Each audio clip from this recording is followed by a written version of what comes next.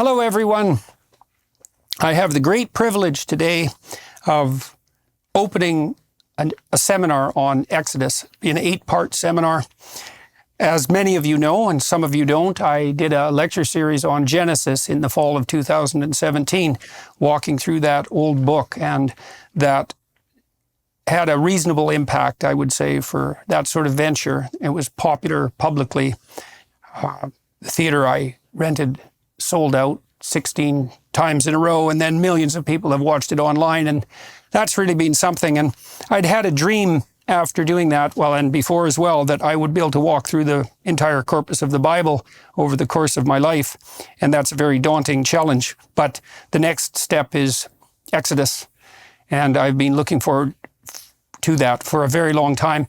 I thought before I did the public lecture series, because that's not what this is, that I would find a variety of scholars from around the world, if I could, and see if I could figure out a way to bring them together to talk about Exodus in detail, to help me fill in my knowledge of this book before I do a public lecture series on Exodus, which I plan to do in June of 2023. And so I've brought together some of the sharpest and most interesting and deepest people that I've had the good fortune to meet in the last decade or so.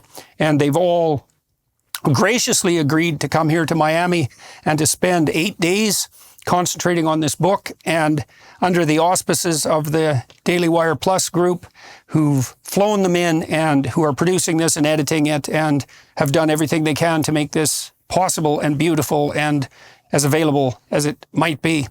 So this material, or much of it, will be behind the Daily Wire paywall.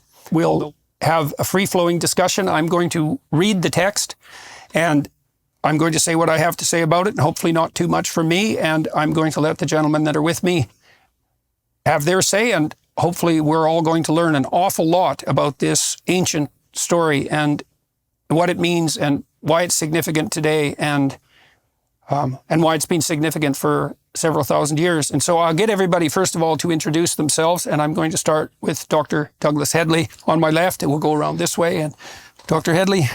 Well, my name is Douglas Headley, and I'm a fellow at the University of Cambridge, a fellow of Clare College, and I teach the philosophy of religion.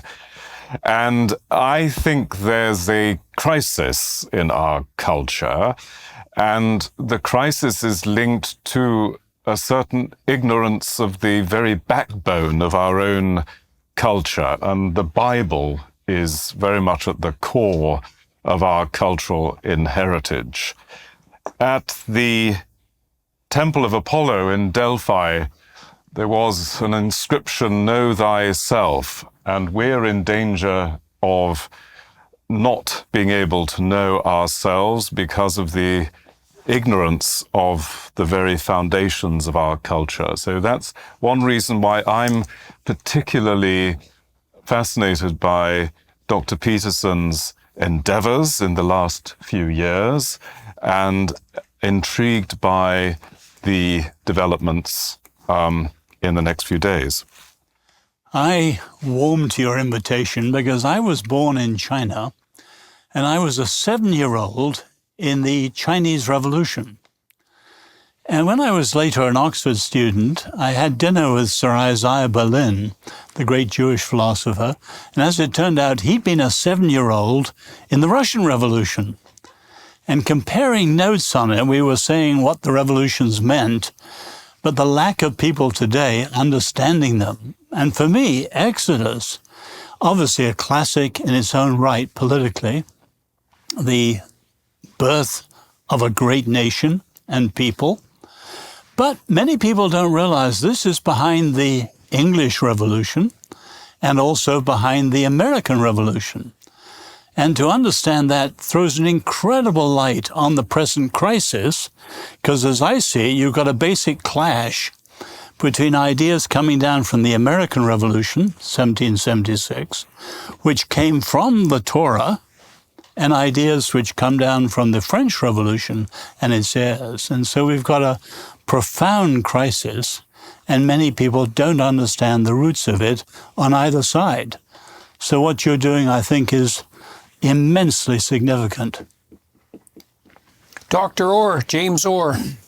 My name is James Orr. I'm Assistant Professor in Philosophy of Religion at the University of Cambridge, where I teach philosophy of religion and moral philosophy, theological ethics. And much of that work focuses on what you might call the Hellenic, that is to say, the fountain of Western wisdom in Greek philosophy. But too often I think we neglect the Hebraic, that is to say, the contribution to Western thought of the great Hebraic sources, and most of all, of course, the Torah, the Pentateuch. It's thrilling to be able to sit around and talk with these distinguished friends and with you, Dr. Peterson, about the book of Exodus. As Oz was saying, it has enormous significance historically, the English Revolution, the American Revolution, and more recently, many of the sort of liberation narratives that we're familiar with in the contemporary, from the contemporary political landscape and contemporary debates. So I'm fascinated to be talking about these issues, particularly when we get to talking about the Decalogue, the Ten Commandments, the significance of this extraordinary claim, almost without precedent, that morality is given, not and discovered, and not simply invented and constructed. And that's one of, I think, many, many vital themes to our age that we'll be exploring productively in the days ahead, I hope. Dennis Prager, welcome. Dr. Peterson and all of you, it's a joy to be with you. I am living my dream in my life being here, and that is to spread the Torah to the world. I am a religious Jew, and I'm blessed to know biblical Hebrew. I started it at the age of 5. I still have to translate to English whenever I think of a verse.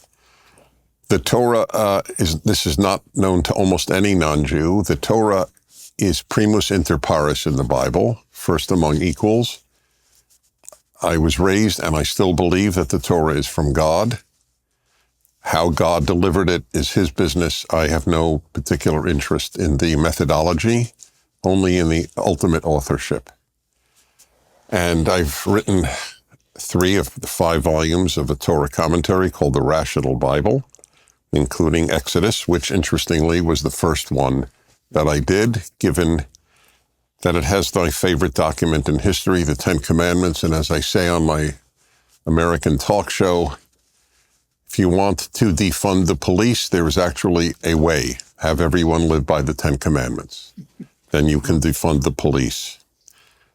So that is where I come from in this discussion. And I trust you will all defer appropriately to a member of the chosen people. Happy to. Dr. Stephen Blackwood. Thanks, Jordan. It's a real pleasure to be here. I'm Stephen Blackwood. I'm the president of Ralston College in Savannah, Georgia, an effort to revive and reinvent the traditional university. I grew up reading the Bible quite a lot. I'd say the Bible gave me the primary images through which I came to understand myself and the world. Then when I went to university, I sort of stumbled into the discovery of philosophy and literature, especially of the Greek and Roman, you might say the backdrop to Western culture in the ancient sense. And since then, I've spent quite a lot of time thinking about the relation between that tradition and the biblical tradition and the way in which those are synthesized, and in a way in which that synthesis is fundamentally what gives rise to our principles and institutions in the Western world. I suppose I'm particularly excited to be here because I, as others have said, do profoundly think that we're living in a time in which we've lost the images through which we can make sense of ourselves and of the world in a way that's adequate to the longings of our own nature. So hopefully these images will come to be alive for us and for those who decide to listen to this afterwards. Great. Jonathan Pajot, another Canadian. That's right. So I'm Jonathan Pajot. I am an artist, and I'm someone who for a very long time has been reading the Bible and have been thinking about it more like an artist, I would say, in terms of structure, in terms of rhyme and rhythm. And so I'm interested in the book of Exodus more as a mystical text. and based in the Christian. It's actually, there's a small little book called The Life of Moses by St. Gregory of Nyssa, which is one of the foundations of Christian mysticism. And so I will be approaching the book mostly through that, through how it describes a structure, a narrative structure, which is also a geographic structure, the mountain, the temple, the tabernacle, and how this fits with even our own perception of reality and how reality comes together, how chaos can be brought into order. And so that is really the way that I'll be looking at it. So I'm really looking forward to this very diverse discussion. Excellent. So one of the things that's really fascinated me about Exodus, apart from the fundamental structure of the narrative, which is escape from tyranny, sojourn through the desert, and then reemergence, hypothetically, into the promised land. It's a very classic narrative structure, descent and reascent, is the fact that, is the manner in which God is represented as the primary spirit in the text. And so I've been toying with this idea that part of what the Bible is doing is describing a priority, a manner in which perceptions and actions might be prioritized. And a structure of priority is a pyramidal structure, and something has to be at the top. And I learned from Carl Jung that whatever is at the top of your hierarchy of assumptions functions as God for you, whether or not you're religious. And maybe you have multiple things at the top, which just means that you're confused. And then if Jung is correct, and I believe he is, then the question of what should be at the top really exists as the paramount question. And part of the way the biblical narrative represents that or addresses that is by describing God in some sense as a literary character, as Northrop Frye, a Canadian critic, pointed out. And one of the things that's remarkable about the Exodus text is that the highest ethical spirit to which we're beholden is presented precisely as that spirit that allies itself with the cause of freedom against tyranny. And that's put forward as a prime ethical dictum. So if it's the voice of God speaking to you, so to speak, then it's going to call you out of slavery, maybe the slavery of your own mind, the slavery of external conditions, the slavery of the tyranny. It's going to call you out of that slavery into freedom, even if that pulls you into the desert. And that's really something to know, and I think something that's deeply true. All right, so having said that and introduced everybody, we're going to start with the text, and as I said, I'll read it, and I'll make comments when they strike me, and we'll have everyone jump in, and away we'll go. So, Exodus 1. Now, these are the names of the children of Israel, which came into Egypt. Every man and his household came with Jacob. Reuben, Simeon, Levi, and Judah, Issachar, Zebulun, and Benjamin, Dan and Naphtali, Gad and Asher. And all the souls that came out of the loins of Jacob were 70 souls, for Joseph was in Egypt already. And Joseph died, and all his brethren, and all that generation. And the children of Israel were fruitful and increased abundantly and multiplied and waxed exceeding mighty. And the land was filled with them. So Jacob and the Israelites are presented as sojourners into Egypt. So they're foreigners, they're strangers in a strange land, you might say. And they came in under the guidance and patrimony of Jacob, who had a good relationship with the power structure in Egypt, but he dies and the generation after him dies, and relationships between the Israelites and the Egyptians become strained. Is commenting while you read okay? Comment at any point you want. Okay, Yep. So just for all of your edification, in Jewish life, if there are 10 best-known verses in the entire Torah, a new king arose over Egypt who did not know Joseph, is one of the 10. It summarizes the human condition of ingratitude perfectly. Joseph had saved the Egyptians from starvation, and the next Pharaoh doesn't even know his name. So he's forgotten the debts. He has forgotten the debts entirely. But this is, as I say, the human condition. We have forgotten our debts in America to Washington, Madison, Jefferson. and there arose a new generation in America who knew not Madison. That could be a perfect verse. Right. Okay. Now there arose up a new king over Egypt, which knew not Joseph. And he said unto his people, Behold, the people of the children of Israel are more and mightier than we. Come on, let us deal wisely with them, lest they multiply. And it come to pass that when there falleth out any war, they join also unto our enemies and fight against us, and so get them up out of the land. There's an accusation of a crime before it's committed, right? These people are just a threat and a plague, and so we can't trust them, and that's part of this ingratitude as well, and a breakdown of trust, and that definitely sets the stage for conflict, a breakdown of trust.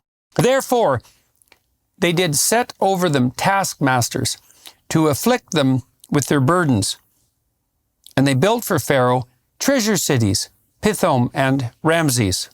So the response to the hypothetical crimes of the Israelites was to enslave them. And one of the things we should notice very early on in this is that the book of Exodus regards that move of enslavement as fundamentally wrong. It's like an axiomatic precondition of the narrative itself.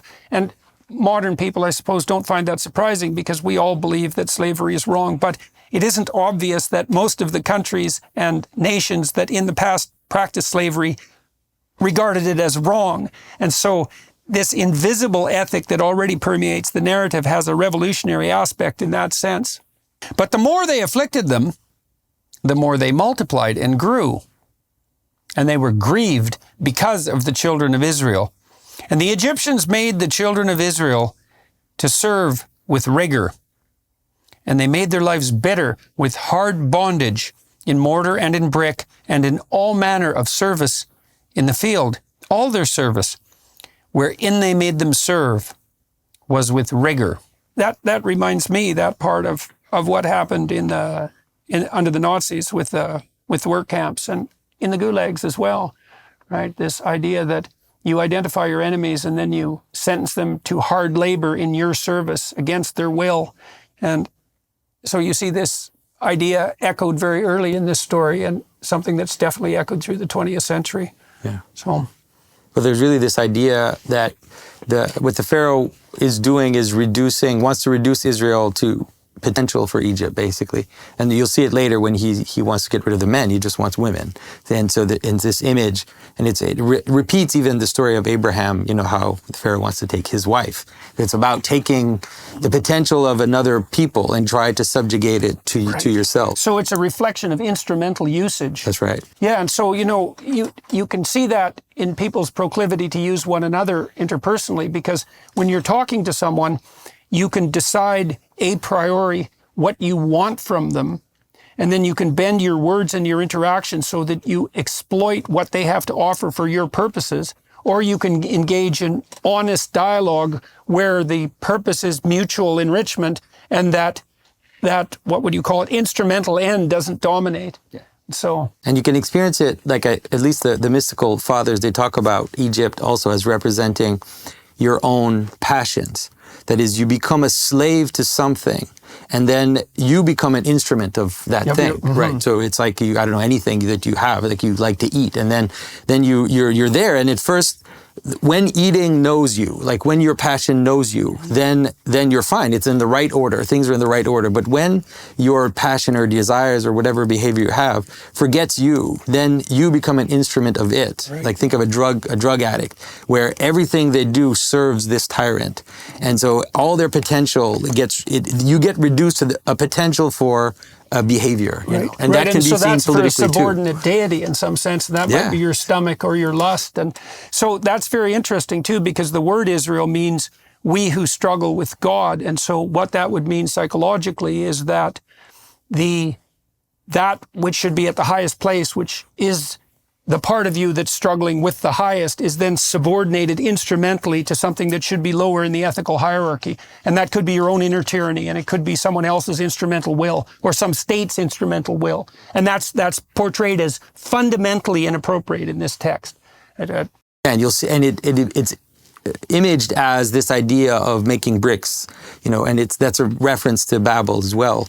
It's like this idea of wanting to be higher than God or wanting to replace God. And so we make civilization. That's what bricks are. We make civilization, and then we think that civilization replaces the highest ideal. I don't know if Dennis would agree with this, but I know some rabbis believe that Israel was judged when they were divided because Solomon was becoming almost a second Pharaoh with a corvée of the people and forced labor and so on. And he was bringing a kind of slavery in at the end and getting too much. Israel's called to be an anti-Egypt. And he's Constantly becoming too much. For your interest, there are two tyrannies. This is the overriding theme, I believe, of the whole Torah. External tyranny to pharaohs, internal tyranny to your lusts, etc., to yourself.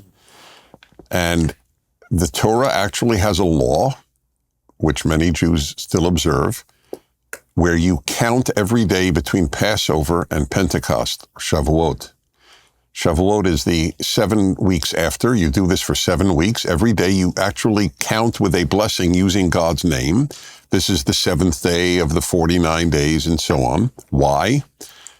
You can't have freedom from Pharaoh if you don't have freedom from you. So Sinai is the second freedom. Now you have to be liberated from external tyranny, and now the liberation from internal tyranny is the Ten Commandments. Well, that begs the question too, then, doesn't it? That I think the Bible, in some sense, is aggregated to answer, which is, well, is there something other than various forms of tyranny? And if there is an alternative to tyranny, and maybe that's freedom, whatever that is, or maybe it's holy freedom, then that's qualitatively different than mere subjugation to one tyranny among others. My students used to ask me when I was teaching my Maps of Meaning course, how do you know that what you're teaching isn't just another ideology, which is another tyranny in some sense? And that's an extremely deep question. And the postmodern types would say, well, it's all ideology, it's all tyranny. You just pick whichever tyranny you want to abide by, but it's all a matter of power or something like that. There's no transcendent orientation that pops you outside of the realm of tyranny in some real sense. So, and the biblical narrative insists that that is not the case. So it's a pretty dismal view, that it's just a choice among tyrannies. But to pick up Dennis's great point of the two tyrannies, Lord Acton, the famous saying, all power tends to corrupt. Power oppresses the weak. That's the obvious one, and it happens here. But it corrupts the powerful. Right. And that's what happens to Pharaoh. Yeah, and there is such a thing as corruption, right? So that's an absolute reality, the corruption that power tends to produce. Of course, that's partly why the Pharaoh's heart is hardened as well. And yeah, it's a very germane observation that slavery corrupts the slaver as much as the slave, or perhaps you could say perhaps even more, right? Because it incites within the slaver something like a Luciferian presumption, and it entices him for instrumental reasons into denying the divinity of someone else, and then acting in the manner of someone who denies divinity per se, right? Absolutely pernicious and corrosive. So, and the king of Egypt spake to the Hebrew midwives, of which the name of the one was Shipra and the name of the other Puah. And he said, when you do the office of a midwife to the Hebrew women and see them upon the birthing stools, if it be a son, then you shall kill him. And that's that instrumental usage that you were talking about before. There is a huge issue here. The Hebrew is completely indeterminative whether the midwives were Hebrews or not. Mialdota Ivriot, and I'm not going to throw out Hebrew often. I feel very self-conscious at all. But for those who know Hebrew, they will know what I'm talking about. It can be the Hebrew midwives or the midwives of the Hebrews. There is no possible way, based on those two words, to know which it is. I am convinced, and Jewish tradition doesn't agree with me. I mean, post-biblical Jewish tradition. The Torah, I think, does agree with me, but c'est la vie. I believe they were Egyptian. I do not believe he would have ordered Hebrew midwives to murder every Hebrew boy. Do you think there's a purposeful ambiguity there to leave it up to question? That's beautiful. It may well be. That's right. Well, it certainly is. The Hebrew is ambiguous. That is correct. Because, I mean, if a tyranny gets corrupt enough, then people turn against themselves. That's right. However, just on logical grounds, when he gets angry at them for not doing it, it would be odd he'd get angry at Hebrews for not killing Hebrews. But my biggest proof you're coming to, where it says that they feared God and didn't listen to Pharaoh. Again, it's one of my favorite lines in the whole Bible. You either fear humans or you fear God. Fear God is the root of freedom and wisdom. And the word for God is not Jehovah or Yahweh, it's Elohim. So when Jews fear God, it's generally fear Yahweh, and in this case, it's fear Elohim, the universal word for God, and I am convinced that they are Egyptians. Douglas, do you have any sense of what it means in this passage and more broadly that the fear of God is the beginning of wisdom and an appropriate, let's say, precondition for freedom? Why do you think it's conceptualized as fear? Well, I think there's a proper fear that in this case, I think is linked to transcendence. So there's the fear of the tyrant, which is normal and natural, and which we are all subject to. But there should be a greater fear, i.e. the fear of the transcendent violating it. Violating that, right, yes. Right. And of course, this is why the postmodern attack on traditional Western culture is so dangerous. I mean, of course, it goes back to the very origins of Western culture with the sophists, but the idea that there is no such thing as an objective moral order, and there certainly is no transcendent basis for that, that would make this whole narrative unintelligible. It also makes the tyrant the final arbiter in some real sense, right? It becomes justification. You know, people have asked me, and I'm always embarrassed by this, but people have commented on my courage for speaking up, so to speak, and I think you don't actually understand the situation. I'm not courageous in my speaking up. I'm more afraid of the alternative. And part of the reason for that was that when I was a clinician and I spent tens of thousands of hours dealing with people's serious problems, one of the things I learned was, and I really learned this, was that you don't get away with anything. And so you might think you can bend the fabric of reality and that you can treat people instrumentally and that you can bow to the tyrant and violate your conscience without cost, but that is just not the case.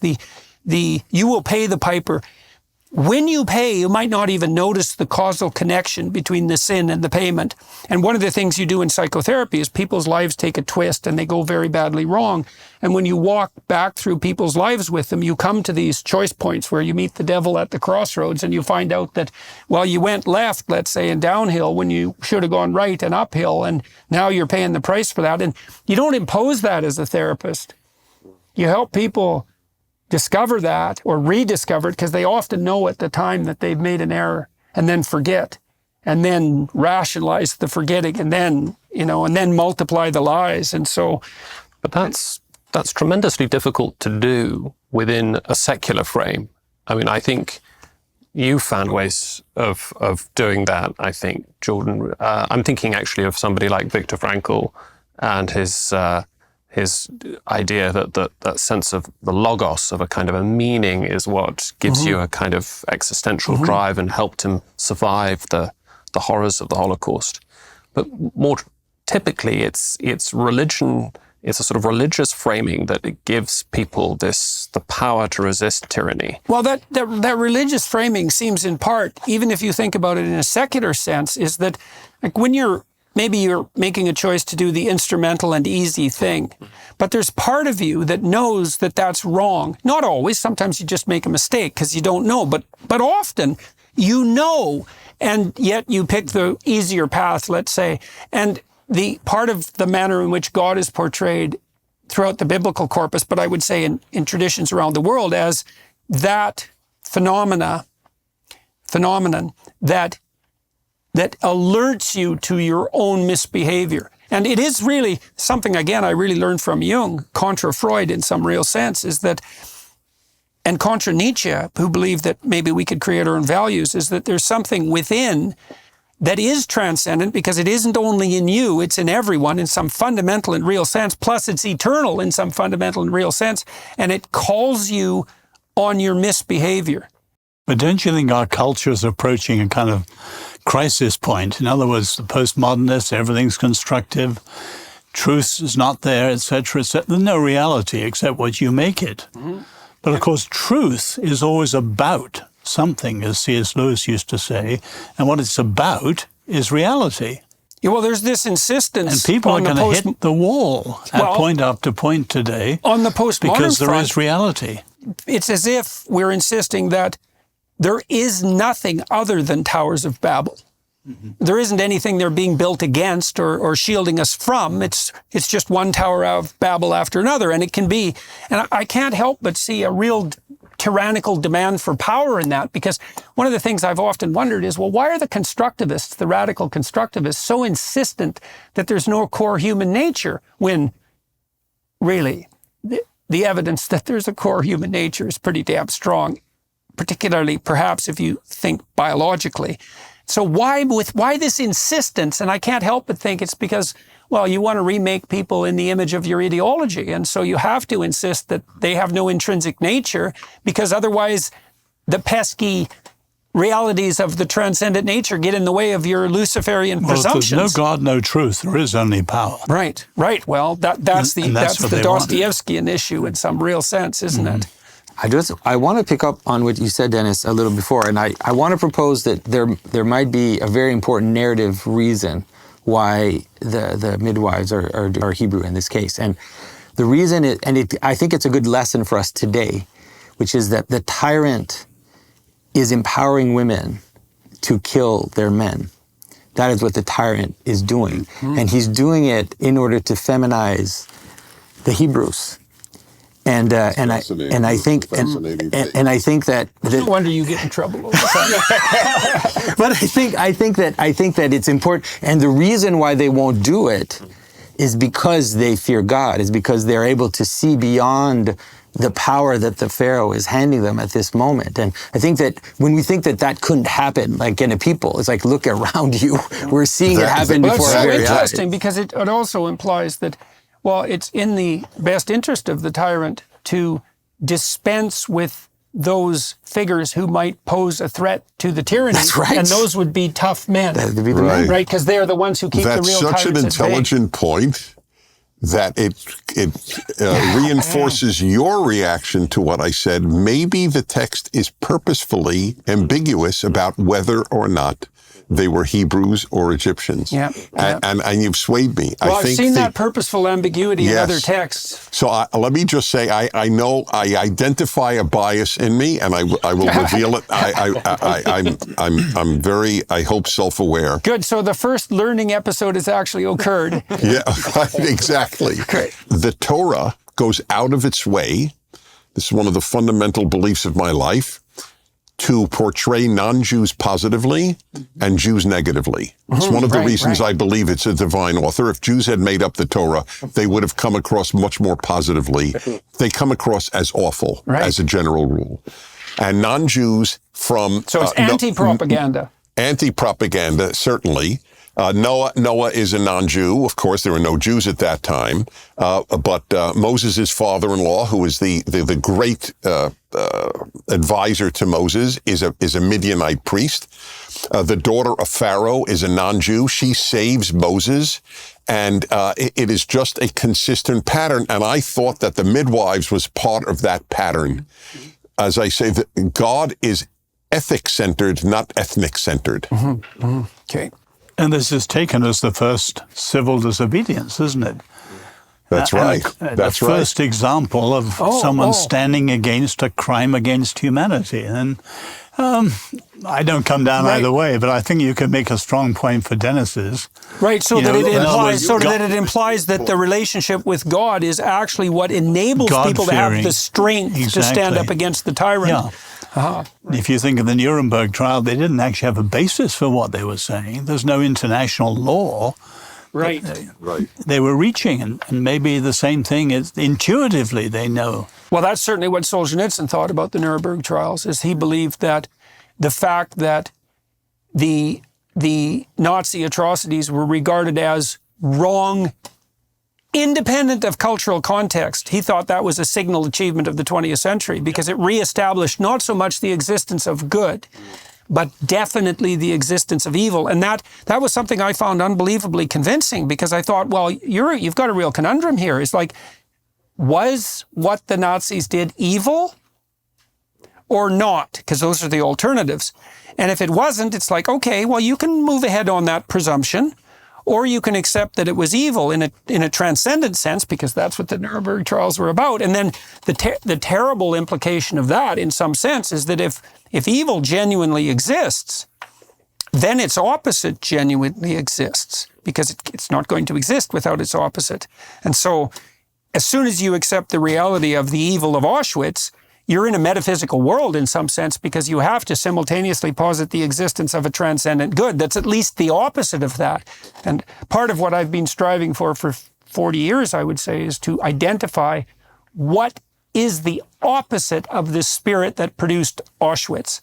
And some of it Solzhenitsyn detailed out so nicely. It's the spirit of truth, and Frankl, it's the spirit of meaning. And I think you can make a strong case that it's the spirit of love, and it's some amalgam of those three things, and that doesn't exhaust it. And it's the spirit of play and voluntary association and freedom, all things that are stressed in the biblical narrative. And where there is no vision, a people perisheth, as in Proverbs. And I think that's very important, this notion of, contemplation. We'll come to that in particularly chapter 3, but this sense of a vision of goodness as having an inspiring quality. And it is a vision too, and not just a mere verbal conceptualization, right? Which is why the artistic endeavor is so important, and the architectural endeavor, because it's not merely propositional, that vision. One of the things I learned with my students and with my clinical clients was that, and I helped them do this, was to help people develop a literal vision for their life. It's like, okay, if you could have what you wanted to arm you against the slings and arrows of fate, let's say, or to at least defend you against it, in principle, if you could have what you needed and wanted, what would that look like? That's a kind of prayer. It's like knock and the door will open, and ask and you will receive. It's like, okay, you could conceivably have what you wanted, but you have to specify what it is, and you have to have a vision of it. And part of what the humanities education should do, and the religious education certainly, is to flesh out a vision of a mode of being and a mode of perception that would justify suffering, or maybe even more than justify it. So, well, you could say, I suppose, that if theists are faced with the problem of evil, atheists are confronted with the problem of good, trying how to make sense of goodness, how to make sense of what it is that drives their moral indignation and their great social revolutions. I mean, one of the most terrifying moments in the Nuremberg trials was when the Nazis advanced the defense that this was simply victor's justice, that they had not really broken any laws. They were scrupulous legislators, after all. And following orders. That's right. And so sort of Western notions of justice found themselves staring into the abyss. How is it that we're going to make sense of our deep intuition that this is evil of an absolute kind? And I think this is one of the great, as a matter of historical fact, one of the most important motivating factors behind the emergence of the United Nations Declaration on Human Rights, of course, in 1948, and with it the entire sort of rights-based regime of morality that is with us still, that has proliferated and expanded. So the problem on the atheist front is, on what basis can these things be claimed as self-evident? What's the grounding for that? If it's just not, and the postmodern critique of that in some sense is that, well, all that nonsense talk about rights and freedoms is just, it's just instrumental camouflage, hiding a more fundamental will to power and desire to oppress. Right. And the worry is that the only answer available in that, in a purely sort of secular framework, would be because this document tells us that this is wrong, or this document tells us that this is right. Right, so that becomes part of the social contract, and in which case the problem emerges immediately again. It's, well, that's just an arbitrary social contract. So the solution effectively carries within it the sort of replicates the very problem that it was trying to solve.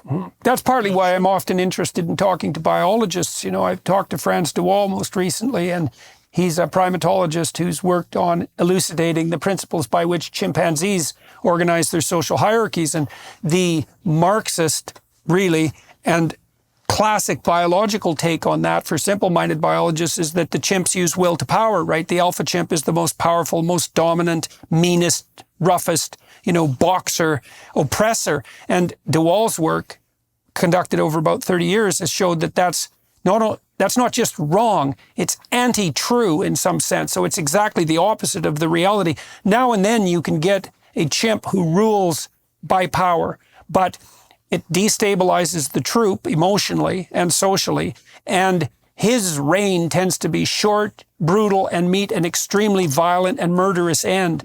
It's not an effective strategy, and what de Waal has shown that is to stabilize the iterative interactions within a troop. The alpha male, who sometimes can be the smallest male in the troop, has to be more reciprocal than any other individual in the troop. And so the basis of chimpanzee power is peacemaking, reciprocity, and stable long-term social relations between males and between the more authoritative males and females. But does that allow us to use the language, does that analysis allow us to use the language of good, or rather, are we only licensed by de Waal's analysis to speak of adaptive value, reproductive fitness? Well, I'm kind of hoping they go like this because, the idea of the reciprocity that allows the alpha chimps to maintain their sovereignty across time is something very much like treat your neighbor as if he's yourself. And so I think that there's no reason to assume that the ethic, if it's transcendent, couldn't emerge out of the material and descend in some sense from the spiritual at the same. Without reducing goodness to a mere morality, to a mere survival mechanism. Right. Well, and it's not so mere either, right? If it's a survival mechanism, it's pretty damn deep. And we could also think, if we were expanding our notion of what constitutes the biological, we could also think of the patterns of behavior that are most germane to our survival as transcendent. They're embodied, they're instinctual, they're outside the propositional domain. Although often it's the case that we think of the highest moral act as extinction, laying down one's life, that is surrendering our opportunities for survival and the survival of our kin.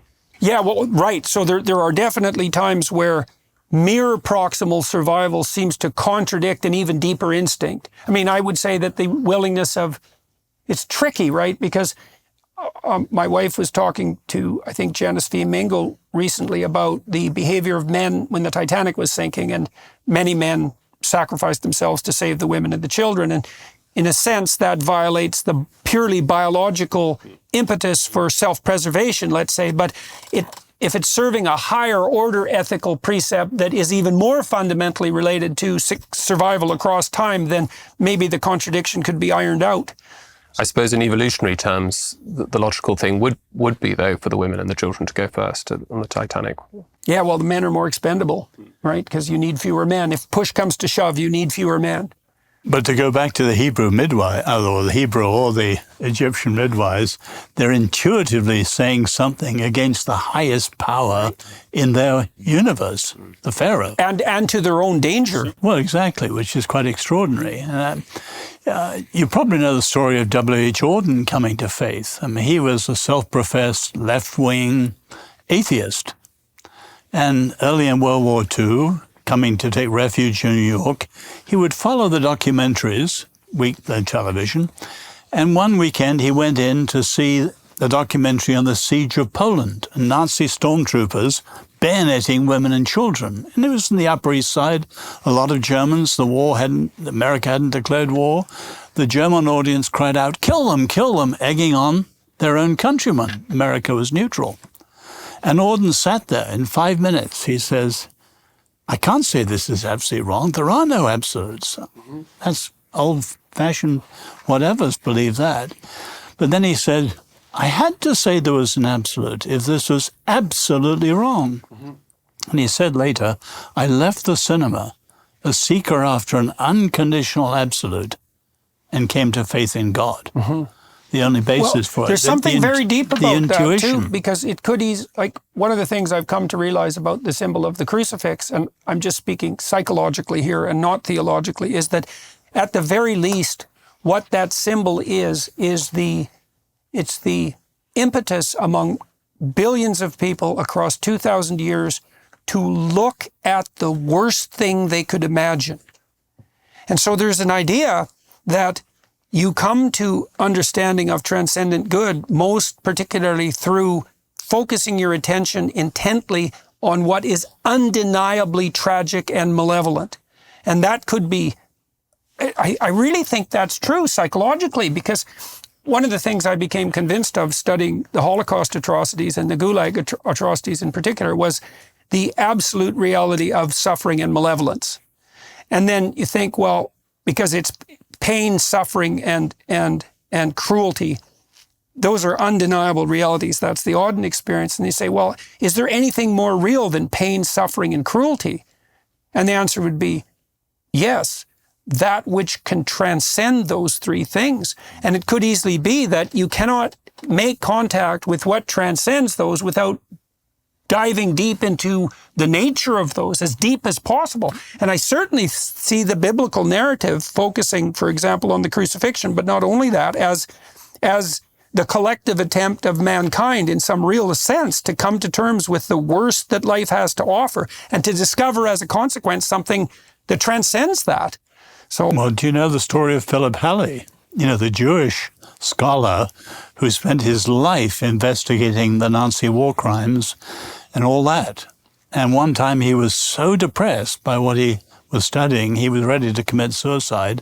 And sitting in his study with this wealth of literature, he picked up a little pamphlet he hadn't read before. And after about 5 minutes of reading, he thought there was a fly, and it was a tear. His heart had been hardened, and he read the story of Le Chambon, the little Huguenot village that rescued 5,000 Jewish children. And he said it was heart-cracking goodness. Right. Yeah. And that was his intuitive. The woman who wrote The Rape of Nanking, she committed suicide. Yeah. And no wonder. You know, you look at that sort of thing, and if you look at it deeply, it just tears you into pieces. And then the question is there anything that can put you back together? And that really is the question. And it's the question everybody faces in life in some real sense, right? Is how can you not be torn apart into despair and vengefulness by catastrophe and malevolence?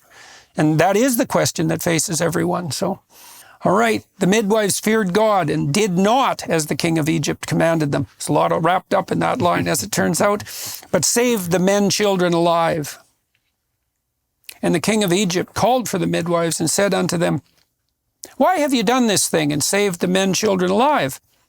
And the midwives said unto Pharaoh, Because the Hebrew women are not as the Egyptian women, for they are lively and are delivered before the midwives come in unto them.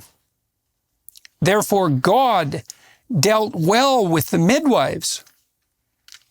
That's a very interesting line too, because, well, do you want the Pharaoh on your side or do you want God on your side? That's kind of the question. And the people multiplied and waxed very mighty. And so despite their persecution, they're doing fine. And it came to pass, because the midwives feared God, that he made them houses. And Pharaoh charged all his people, saying, so he's getting upset here, Every son that is born you shall cast into the river, and every daughter you shall save alive. So that's echoing that emasculation of the people of Israel here in the most fundamental sense. So that's Exodus 1. Exodus 2. And there went a man of the house of Levi and took to wife a daughter of Levi. That's an important verse. Okay, have at her.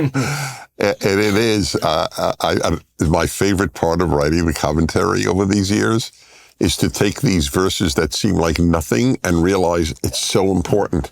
These are the parents of the savior of the Jewish people, Moses, but there's nothing special about them. And that's what that verse says. A certain man of the house of Levi went and married a Levite woman. That's So it's it. a lowly birth motif. A lowly birth motif. He doesn't come from royalty or divine stock or anything. Just regular folks gave birth to Moses. Right, just regular folks, Just- right. just. Oh, yes, very nice, very nice. And the woman conceived and bare a son. And when she saw him, that he was a goodly child, she hid him 3 months. Remember, the Egyptians are going to kill the firstborn Israelite males. And when she could no longer hide him, she took for him an ark of bulrushes and daubed it with slime and with pitch, a little boat, and put the child therein, and she laid it in the flags by the river's brink. And his Forgive me, sister- the word for boat is the same as Noah's Ark. Oh, yeah. This is the saving of the world again. Right. Okay. So that's interesting. So she makes a little structure, Right. which is what you do with children: is you build a structure around them. But to it's the protect them. word for the Noah's Ark. Okay. Okay. And this is also the first indicator of what becomes a very profound symbolic motif in the Exodus story, because Moses is allied with water throughout the narrative, whereas the Pharaoh and Egypt are allied with stone. And stone seems permanent and immovable, but it's brittle and hard and lifeless. And Moses is continually represented as a master of water and transformation. And so this is the first time you see that. Water is... And water is Moses' undoing. Mm-hmm. He hits the rock and says, I will get you water and not God, and doesn't get into Israel. Right. Well, so I guess that's when he misuses his relationship with his power over water. And water is chaotic, right, from a symbolic perspective. And water is associated with what you immerse yourself in when you're baptized. And water is like the pre-cosmogonic chaos that exists at the beginning of time. And so for Moses to be a master of chaos and water is also to make him procedurally the antithesis of the tyrant, because the tyrant wants everything in stone and solid, and Moses is the antithesis of that. And I think there's also the one thing that happens is you have an extreme. You have, let's say, the Pharaoh, and then you have water. And what happens is, what Moses is going to be doing through the entire story is making that mediation between what is above and what is below.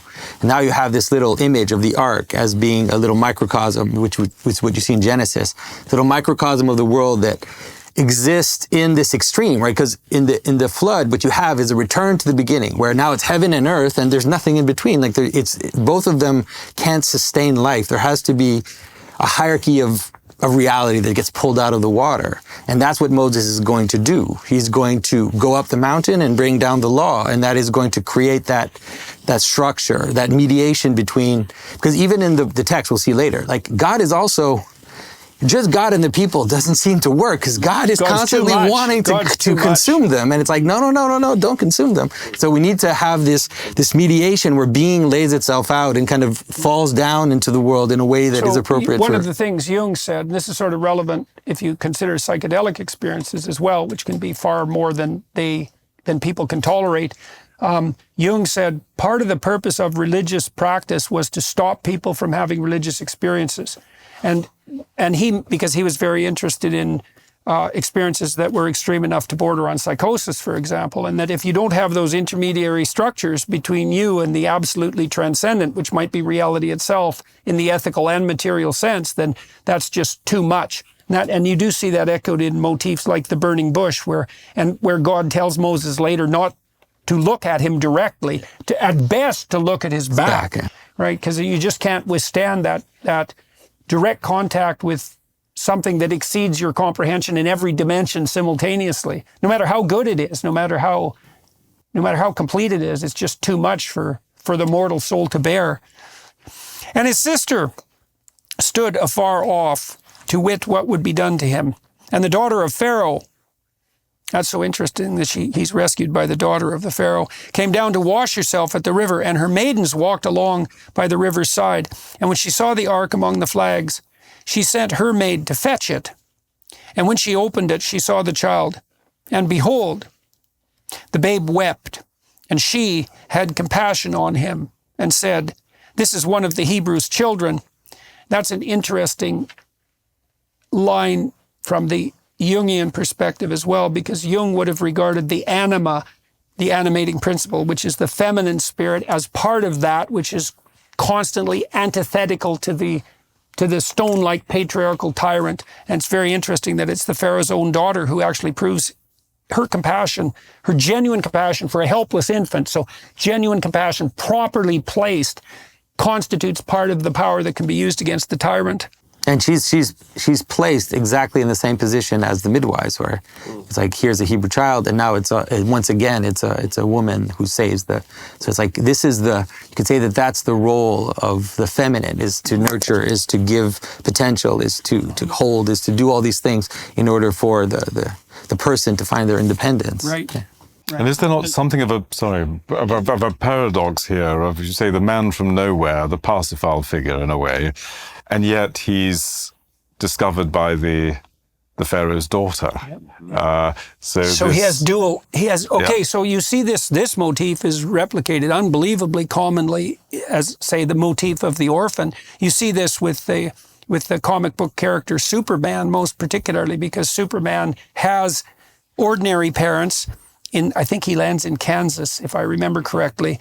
And so they're just ordinary farmers, but really his parents are divine, right? They're heavenly. And the Superman brings both of those together. And there is this motif that each of us are the sons or daughters of our fathers and mothers, our proximal fathers and mothers, but simultaneously we are the true sons and daughters of the divine, culture, let's say, and the spirit of culture, and nature and the spirit of nature. And so each of us, that's why when you're born lowly, let's say, you're actually not, because regardless of where you're born, you're also the child of everything, of nature and culture and of the transcendent simultaneously. And indeed Christ, I mean, born in the stable, carpenter, but the Davidic lineage. So again, you've got that That's why the descent into Egypt is so important, isn't it? Yes. It's clearly sort of recapitulating that motif, yeah. But here, a very obvious point, all the heroes are women. Yeah, well, it's so interesting that the proper heroic target of the women's heroic action is, in fact, the helpless infant, right? The compassion isn't being misplaced, because compassion, as far as I can tell, that overarching compassion is particularly appropriate when it's directed towards that which is truly helpless. But if it starts to be directed as if towards infants, to those who could be competent, then it starts to become destructive. So it's feminine compassion in the right place here. And so even if it's the Pharaoh's daughter. The maternal virtues. Yes, true maternal virtues, right? Which is the care of the truly helpless and well, perhaps the truly oppressed. Then said his sister to Pharaoh's daughter, "Shall I go and call to thee a nurse of the Hebrew women, that she may nurse the child for thee?" And the Pharaoh's daughter said to her, "Go." And the maid went and called the child's mother. It's very sneaky of the Hebrews. And Pharaoh's daughter said unto her, "Take this child away," so she adopts him, "and nurse it for me, and I will give thee thy wages." And the woman took the child and nursed it. And the child grew, and she brought him unto Pharaoh's daughter, and he became her son. So now he's the son of the king, the grandson of the Pharaoh. So interesting that it's also very powerful as an adoptive father of two sons, one biological, one adoptive. And this has always spoken to me profoundly, that she is regarded as his mother, and she's clearly not his biological mother. Mm-hmm. In Jewish tradition, she is which is remarkable to me, because you would think blood would be dominant, but in later Jewish tradition, she is called Batya, the daughter of God, and she is regarded as Moses' mother. Mm. Really? Interesting. Very interesting. Mm-hmm. Mm-hmm. For those who are interested in the Greek and have taken on the Greek philosophy and everything, St. Gregory of Nyssa sees the relationship between the two mothers and the relationship between his allegiance to Egypt and his allegiance to his mother as the relationship that we have with the pagan past. That is, that we are to learn and to be nurtured by our pagan ancestors and the pagan stories and the pagan philosophers, but to a degree, to a limit. And that ultimately, when you'll see later, Moses discovers or chooses his true allegiance by ultimately killing the Egyptian, but that he won't completely discount it, and it's Well, it's also the problem we all have when we're being socialized, because to some degree, to be socialized in a time and place is to fall prey to the prevailing tyranny, right? To become an avatar of that culture and the tyrannical aspects of that as well.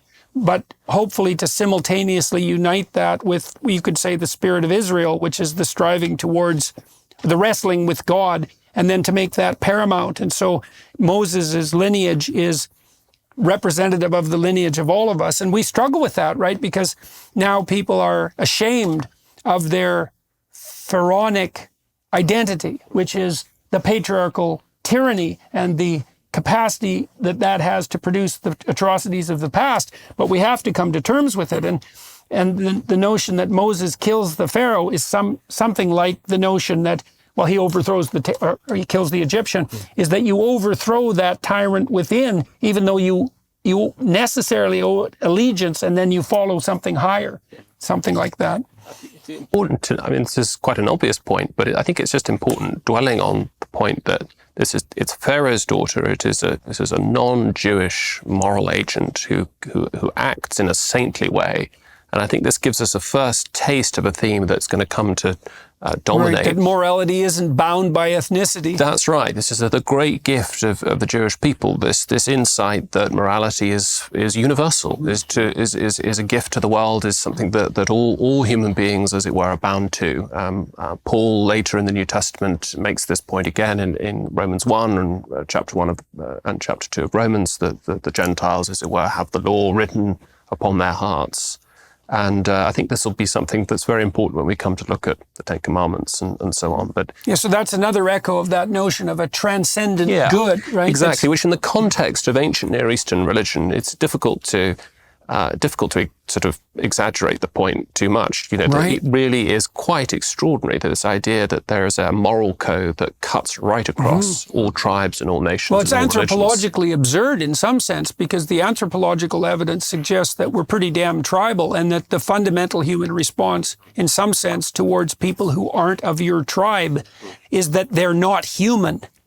Yeah. So it's really an amazing vision beyond the parochial confines of, tribe and nation. It's the first real discovery that morality is a possession that all human beings have,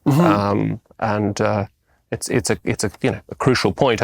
People often say that the Code of Hammurabi, and that there are these sort of insights into how other peoples and other tribes are to be treated in an ethically responsible way. But I think here it really is.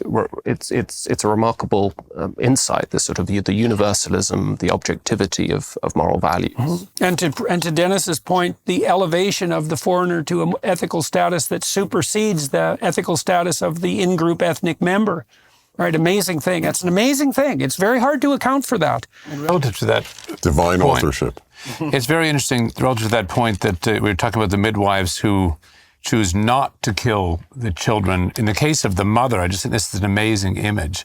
The mother can only save her son by giving him up. And not only giving him up, but actually commending him to not simply the river, but to, the anti-ethnic character of what's going on here, that somehow she must commend her own son to what you might perceive of as the enemy. Well, that is what happens when you raise a child, though, and especially true if you raise a son, is because the son has to move beyond you into the culture. And if the culture has a tyrannically patriarchal element, which would be the Egyptian element, let's say, then in order to foster your son's development, you have to let the world take him. And that would even be the case if the broader social world has that tyrannical proclivity. And if you don't do that, you fail as a mother. Though there's a deep sense in which the maternal instinct can only be fulfilled by transcending itself. And that's what you see here, that you can only save the son by literally giving him up. Yeah, well, that's a sacrifice of the child motif, right? So, which is a very difficult idea to come to terms with. You see that in the Pieta, in some sense, that great Michelangelo statue, where you see Mary offering her broken son to the world, and that's what mothers do right? That's what they have to do. I think that's equivalent to the female crucifixion in some real sense. It's like you have to allow your children, you have to offer up your children to be broken by to the world, broken by the world. Yeah, so. And it came to pass in those days, when Moses was grown, that he went out into his brethren, that be the Hebrews, and looked upon their burdens.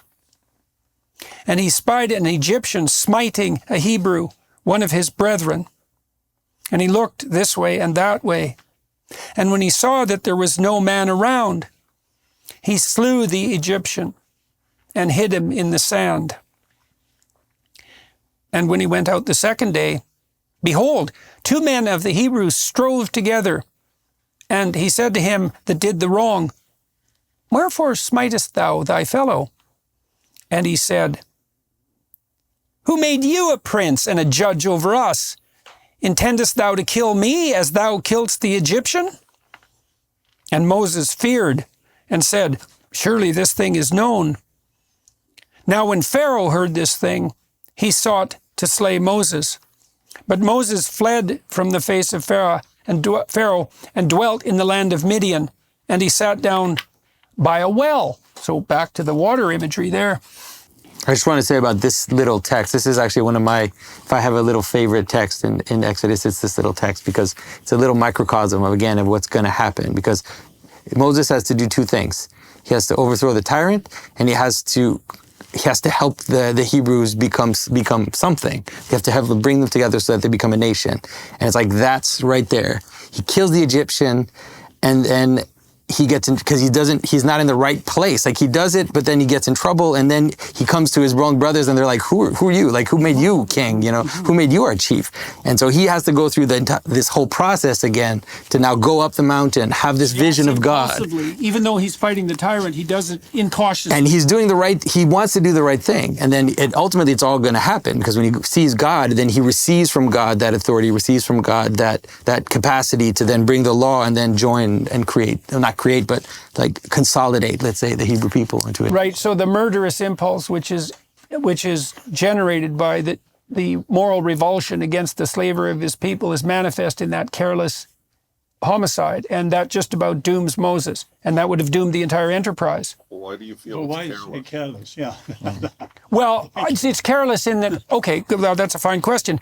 It's careless in that he presumes it's only going to be successful if it's done in secret, and it turns out not to be secret. It turns out to be revealed, and I think that's part of your point, isn't it? Unless I misunderstood it. Well, I mostly see it that it's like it's a messy version of what he's actually going to do with the proper authority from God. He doesn't yet have the authority from God, so he does this thing. He kills the Egyptian, and it's messy, and then he tries to reconcile his brothers, and it's messy, and he has to flee. He doesn't have what it takes to do it, and so he has to.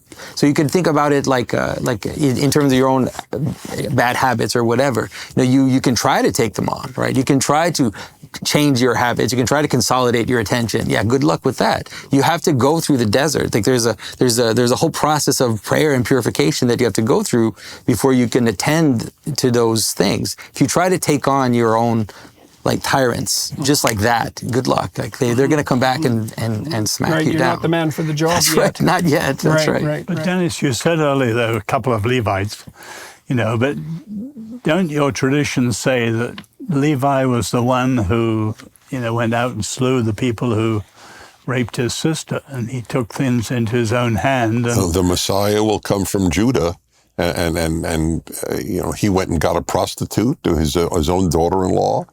The origins of our heroes are look at what David did. Again, the father of the Messiah. The man not only commits adultery, that's pretty common, unfortunately, because he has the man killed to sleep with his wife.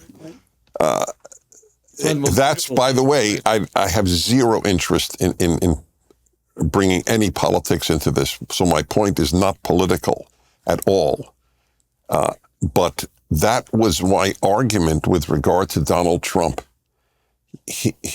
The idea that because he is a man who has committed many sins, he is not an appropriate leader has no biblical basis.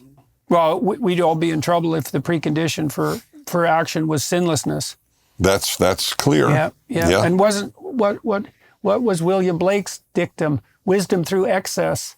And there's also ideas that are reflected in the Gospels too, that there's more treasure in some spiritual sense heaped up by those who dare to sin and then repent and are reclaimed than those who are too terrified to take any action whatsoever on the off chance that they might make a mistake. Christ says the same thing in Revelation when he comes back as a judge.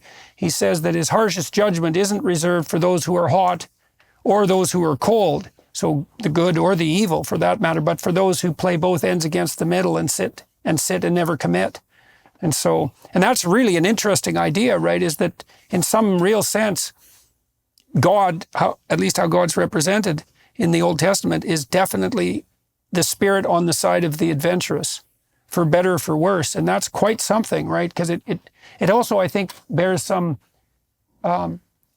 sheds some light on this notion of the terrifying element of the transcendent. It's not, whatever God's goodness is, it's not some simple, harmless, like all-encompassing, weak compassion. It's something terrifying in its moral breadth, because it would really be something if the Spirit of God is on the side of the rampantly adventurous. And I think you can make a strong case for that, at least from within the confines of the biblical corpus. I mean, Abraham's an adventurer, Moses is an adventurer, Noah's an adventurer.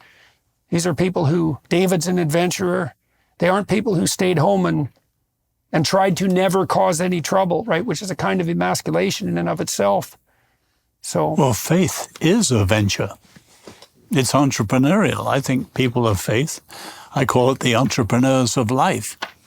And so why make the entrepreneurial connection? Well, there's a vision, there's a venture, there's a risk, there's a cost. You know, the whole thing is wrapped up with that. Well, I think that's lovely to tie that in with faith, too, because in our culture, people often denigrate faith as belief in the unbelievable, as if it's first of all purely propositional, and second of all, it's just a denial of evidence. You see that in the atheist crowds constantly. But to me, faith is something like the willingness to take a risk based on a presumption.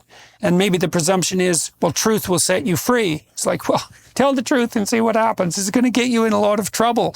The evidence that aggregates around you if you tell the truth to the degree that you can isn't that this is going to be the easy path forward. You have to decide. This is something Kierkegaard stressed, right? Is that you have to decide certain things as preconditions for action, independent in some real sense of the evidence. And that's the faith. And this is when Abraham, for example, in his great adventure, he follows God's call out of the safety of the tent. The faith is to heed the call of adventure, even though he's got everything in some sense that you'd need if you're only interested in hedonistic gratification. But there's something beyond that, and it's faith that allows you to make those decisions to step into the unknown future. And that's coming from Moses, as John was hinting. I mean, here he does it himself. Who set you up? He did. And to take on Pharaoh by himself.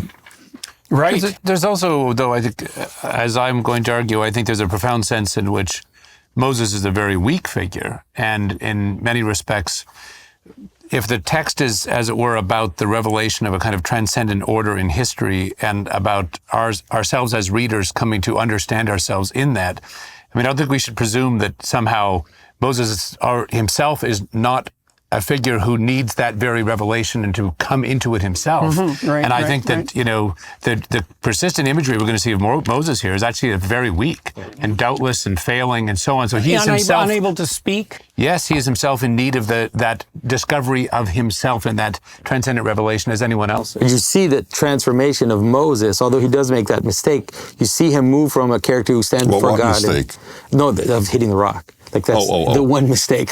It's like poor Moses. But he goes from this character who says to God, I can't speak, I can't speak in front of people. And then he ends later as this shining figure that comes down the mountain and people can't even look on him because God says, you will be God for them. And he has to hide his face because he's so radiant. And it's like that transformation is astounding. It's such an astounding. And he finishes with unstoppable words at the end of Deuteronomy. The man who couldn't speak is very eloquent.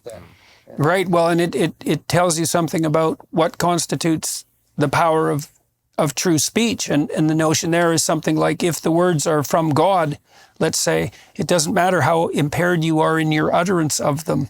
That's a secondary consideration. And so it's despite, or maybe even because of your insufficiency in some real sense, if you're oriented properly, the words will, and I've met people like that who are not particularly articulate, but you listen to every word they say because their words are very carefully measured and chosen and often purchased at the cost of plenty of suffering. And they just have that depth that's uncanny in some real sense. And you call those people of genuine character, and you can certainly, when those people speak, everyone is still. And that's really something. It's really something to see. By the way, there's a very interesting parallel since Abraham was raised. We know nothing, absolutely nothing about Abraham before God speaks to him. But we know a lot about Moses before God chooses him. And there were 3 stories, we've just done 2, killing the Egyptian who was beating a Hebrew, interfering in the fight of the 2 Hebrews. And now he will defend these women who were not Hebrews against non-Hebrew male bullies. That's a remarkable man. And in one case he killed, in one case he spoke, and in another case he just stood up. He is a very impressive man at this point, Moses. And we know no one is going to ask, gee, why did God choose him? These are 3 impressive stories. Right. So that they're all elucidating different aspects of his willingness to stand up against tyranny. That's right. And irrespective of sex and irrespective of nationality. Right, okay. Well, and we come to that now. Now, the priest of Midian had 7 daughters, and they came and drew water and filled the troughs to water their father's flock. And the shepherds, these bullies that you talked about, Dennis, came and drove them away. And that's pretty low, eh? I mean, you come across a bunch of women trying to get some water, and your manifestation of your power is to chase them away. How pathetic. But Moses stood up and helped them. And it does say shepherds, not shepherds, so that means he's outnumbered, and watered their flock. And when they came to rule their father, he said, how is it that you are come so soon today? And they said, an Egyptian delivered us out of the hand of the shepherds. And that's an echoing phrase, right? Because that's another one of these fractal prodroma, because the shepherds are bullying tyrants, and Moses is the delivering force there. And he also drew water enough for us, so that's a reference to the pre-cosmogonic chaos again that revivifies in the face of tyranny, and watered the flock. Amazing imagery in that line. And he said unto his daughters, and where is he? Why is it that you have left the man? Call him, that he may eat bread. Seems like the right response. And Moses was content to dwell with the man, and he gave Moses Zipporah, his daughter, and she bare him a son, and he called his name Gershom, for he said, I have been a stranger in a strange land. So that means Moses is obviously a compelling enough character so that a father is willing to marry his daughter to him despite the fact that he's a stranger and a foreigner. So yeah, and there's also in this text, like this whole meeting of the women at the well is super important in terms of understanding this relationship between the woman also and the well itself as this water, this potential which is the positive aspect of the lower waters, you could say. And so that's why you see the patriarchs, they always meet their wives at wells, and ultimately, in terms of Christianity, that leads all the way to the story of the Samaritan woman at the well, which is like the final version of that, where he meets this strange woman, and then, she offers him water, he offers her like a fountain that will go into eternity, and it's like this relationship between the masculine and the feminine. This is so old, like it's the active waters, the fresh waters and the salt waters. You see it in Mesopotamian myth, like it's a super old structure, but well, water is revivifying, right? And so are water-like ideas. If you're stuck in the desert of the tyranny of your own mind, then there are certain ideas that strike you as revivifying. We talked about that in relationship to the revelation that you said it was Auden received, right? And he's looking at tyranny right in the face in the movie theater, and a revivifying idea strikes him, and it has this it has this ability to quench a thirst that's much deeper than a mere physical thirst, and a symbolic analog to thirst quenching, and often provided by women with their animating spirit, right? So, and it came to pass in process of time that the king of Egypt died, and the children of Israel sighed by reason of the bondage. That's a very useful line too, because we see here too that not only is it wrong for the Egyptians to enslave the Israelites, but it's correct for the Israelites to grieve because they're not free. And so what we see implicit in the narrative here is this constant insistence that those who wrestle with God, that's Israel, should be free, that that's a higher moral good. And you might say, well, that's self-evident, as we discussed earlier, but it's not. Even the Israelites themselves, when they end up in the desert and in the other terrible places their wandering takes them to, a lot of them pine for the days of their subjugation to tyranny. And if you know anything about nostalgia for Stalin in the former Soviet Union, for example, or the continual current extant worship of Mao, you can understand this. I read a book at one point that was written by concentration camp guards who were nostalgic for the work that they did in the concentration camps in Germany. And so don't be thinking that people believe without constraint that freedom and absence of slavery is a positive good. They can be afraid of that necessity for faith that entrepreneurial spirit demands. They'd rather take the brick walls and the certainty. So, and it came to pass in the process of time that the king of Egypt died, and the children of Israel sighed by reason of the bondage, and they cried. And their cry came up unto God by reason of the bondage. So God is represented here as the superordinate spirit who responds to the cries of the unjustly enslaved. And whatever else he might be, that's what he is. And God heard their groaning. And God remembered his covenant with Abraham, with Isaac, and with Jacob. And God looked upon the children of Israel, and God had respect unto them. Oz, covenant is an idea that you're very interested in. And so, what do you think it means here that it's such a strange line, that God remembered his covenant? Well, why would God have to? He's God. Why does he have to remember? Did he forget? No, but this is the first time God enters the story as an agent. He knows, he hears, he remembers, he cares. And I love Rabbi Heschel's thing here. He compares Yahweh with, the Greek understanding. And in the Greek understanding, say Aristotle, God is an unmoved mover. No, Heschel said, he's the most moved mover. He hears and remembers, and here he's keeping his promise. That's the significance. He's made the promise to Abraham. You can see that this is something that we commune with if people are grieving their enslavement even to themselves. If there is the possibility that they can be freed from that, there has to be the possibility that there's something that they can call on outside the tyranny of their own imagination to free them. So, because otherwise, it's like in the scientific realm, if you have your epistemological ideas, your theory about the world, but you presume that there's a corrective object outside of that can tell you when you've made an error. There's something outside your theory. And if you're ensconced in your own tyranny, there is no redemption from that unless there's something that transcends even your own tyranny within you that you can in some real sense call on. And I do think people call on that all the time.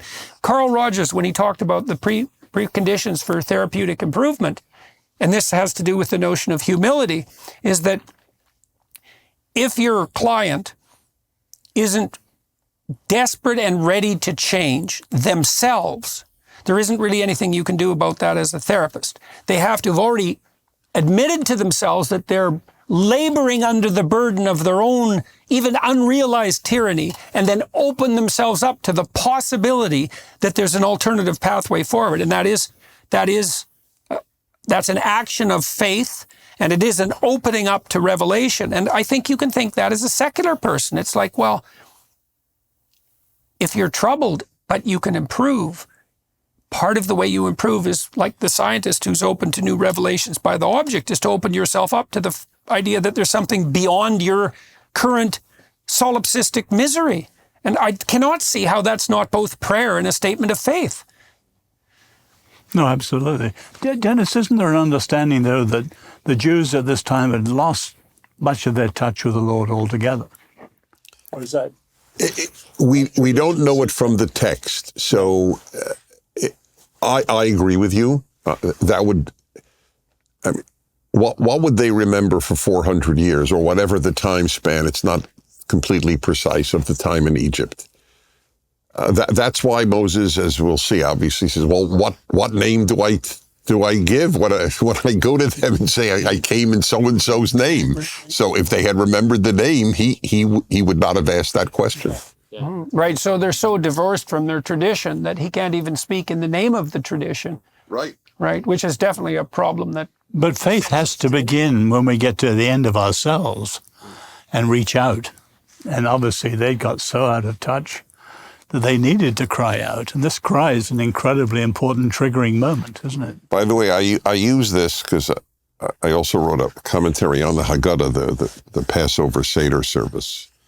And I said, so there are four famous questions children ask at the Seder.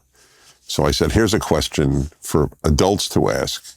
If God took the Jews out of Egypt, why didn't he take them out of Europe? Mm-hmm. And in some configuration, almost any Jew has asked that question. And I just, among other things, I don't have a perfect answer by any means, but there is an implied answer. One could have asked the same question in Egypt. Why did God wait so long? How many Jews were killed and beaten and tortured until God, quote unquote, remembered? So, well, maybe the cry, is it partly the possibility that, like, man has to reach up to God just as much as God reaches down, and then without Moses being there as the precondition for, in some sense, for God's intervention, then it's not going to occur. Right, but that doesn't put God off the hook. I'm asking a question that puts God on the hook. Right. No. So my answer, and it's not emotionally satisfying, but I find it theologically satisfying, is that God does not save the individual Jew; he saves the Jewish people. Yeah, well, I wonder, because I'm not denying at all the validity of what you said, but it seems to be the case in the biblical narrative that God portions out a pretty major responsibility and catastrophe for mankind, and that's to live ethically despite mortality and limitation. Right. It's a really heavy burden, and so then you wonder, it's like, well, just exactly how much are we called on to be ethical actors so that God's goodness can be revealed? And that's a real open question. And, I mean, when in Sodom and Gomorrah, when the search is on for one or two good men in the city so that it's not going to be destroyed, the idea there is that even if there's one person who's good, we won't destroy the city. No, it goes down to 10. Okay, 10. No, okay. That's important. Sorry, 10. One doesn't suffice. Okay, that's why. That's why we get him out, and then everything falls apart. Okay, but there's a notion there that it's the outlier that saves every civilization. Right. It is the great lesson of our time. You're an outlier. It's a statement of fact, not even a compliment. It is a compliment, but it's not meant as such.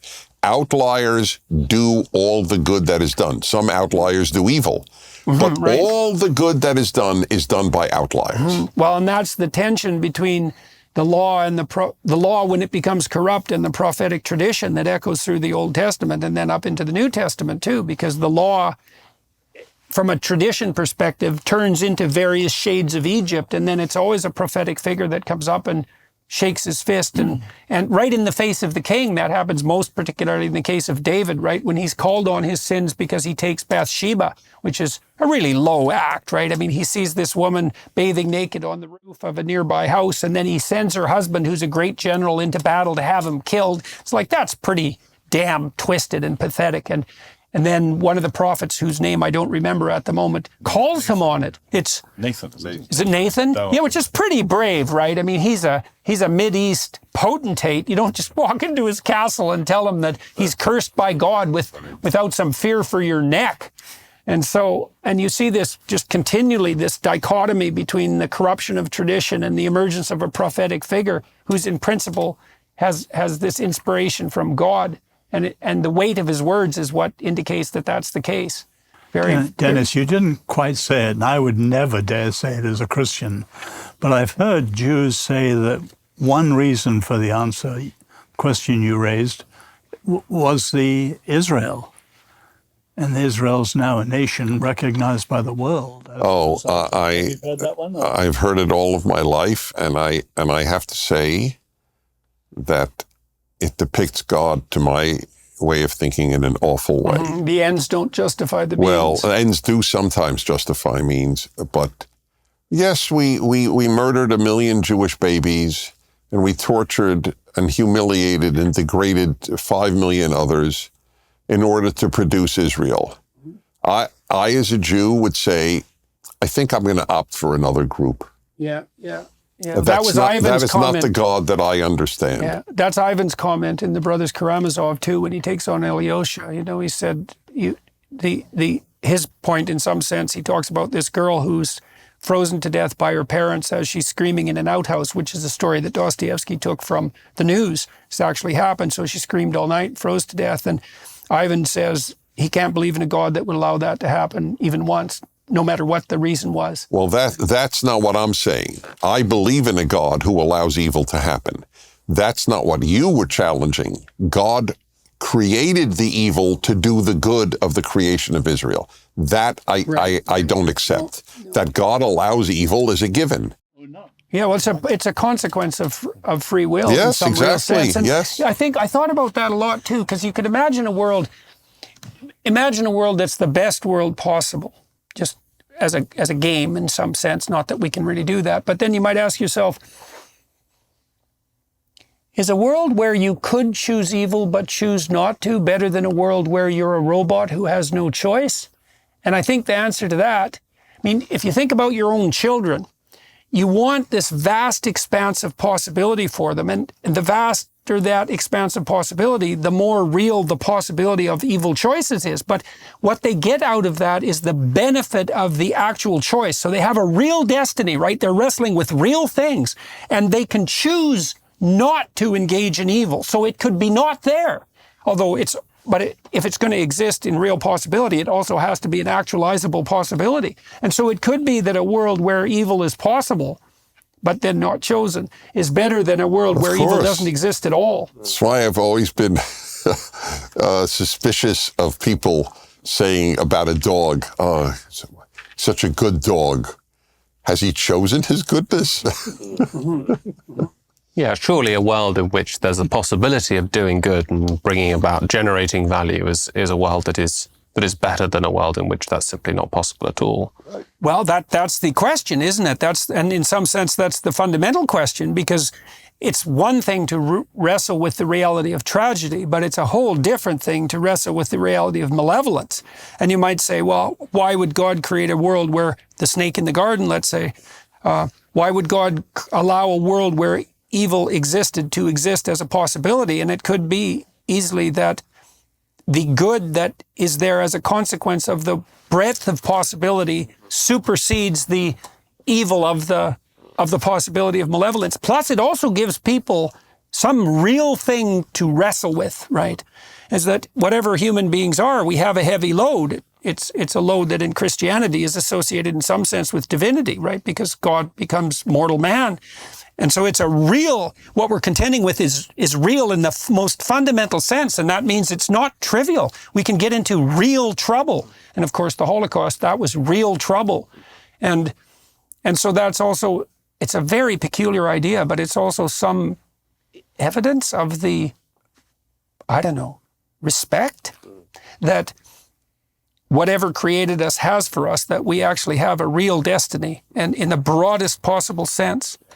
I suppose you can say that it's just not possible to bring about a world in which benevolence is possible, where there isn't a genuine risk of malevolence as well. Well, maybe it's not possible. It may be, but so then you might think that the optimal solution is where great evil is possible but freely rejected. and that would be the best of all possible worlds. And I do believe that's the case. And I certainly see this is part of the Jungian idea of incorporating the shadow, I suppose, which is also that this capacity that we have within us, which is a predatory capacity, this capacity for great evil and for brutality and for strength, all of that makes us much more than we would be if we can harness that for good than we would be if we were just harmless rabbits, for example. You know, not to denigrate rabbits, they're perfectly lovely, but you get the picture. And the best people I know have been the people who, you know, have absolute capacity for mayhem if unleashed, but choose not to unleash it. In fact, to harness it for purposes of the good. So now Moses kept the flock of Jethro, his father-in-law, the priest of Midian. Another indication of him being subservient to an ethical structure outside both the Egyptian and the Hebrew structure there, because he's serving this priest of Midian and tending his flock. That also makes Moses a figure that transcends the parochial confines of his culture, another indication of that. And he led the flock to the backside of the desert and came to the mountain of God, even to Horeb. And so God here is associated with the mountain. And so you could riff on that. And the angel of the Lord appeared to him in a flame of fire, this compelling and attractive fire phenomenon, out of the midst of a bush. And he looked, and behold, the bush burned with fire, and the bush was not consumed. And Moses... That's the symbol Jews often use for the Jewish people. We're always burned, but we're not consumed. Yeah, and the question is, in a situation like that, just exactly what's being burned away. You know, I mean, one of the reasons that the transcendent is terrifying and why people purified themselves, for example, before they engaged in psychedelic experiences historically was because if they got too close to the fire, the burning that produced was so intense that it might be of mortal danger. You know, if you're 95% dead wood and you get too close to the fire, all that dead wood should go, but it might be fatal. So, you were mentioning the whole heroic side of faith, or I think you were, in fact. There's also this terrifying aspect of the deity linked to transcendence and the absoluteness, the mysterium tremendum et fascinans, as Otto described it, this mystery that is both repelling because it's terrifying and at the same time attractive.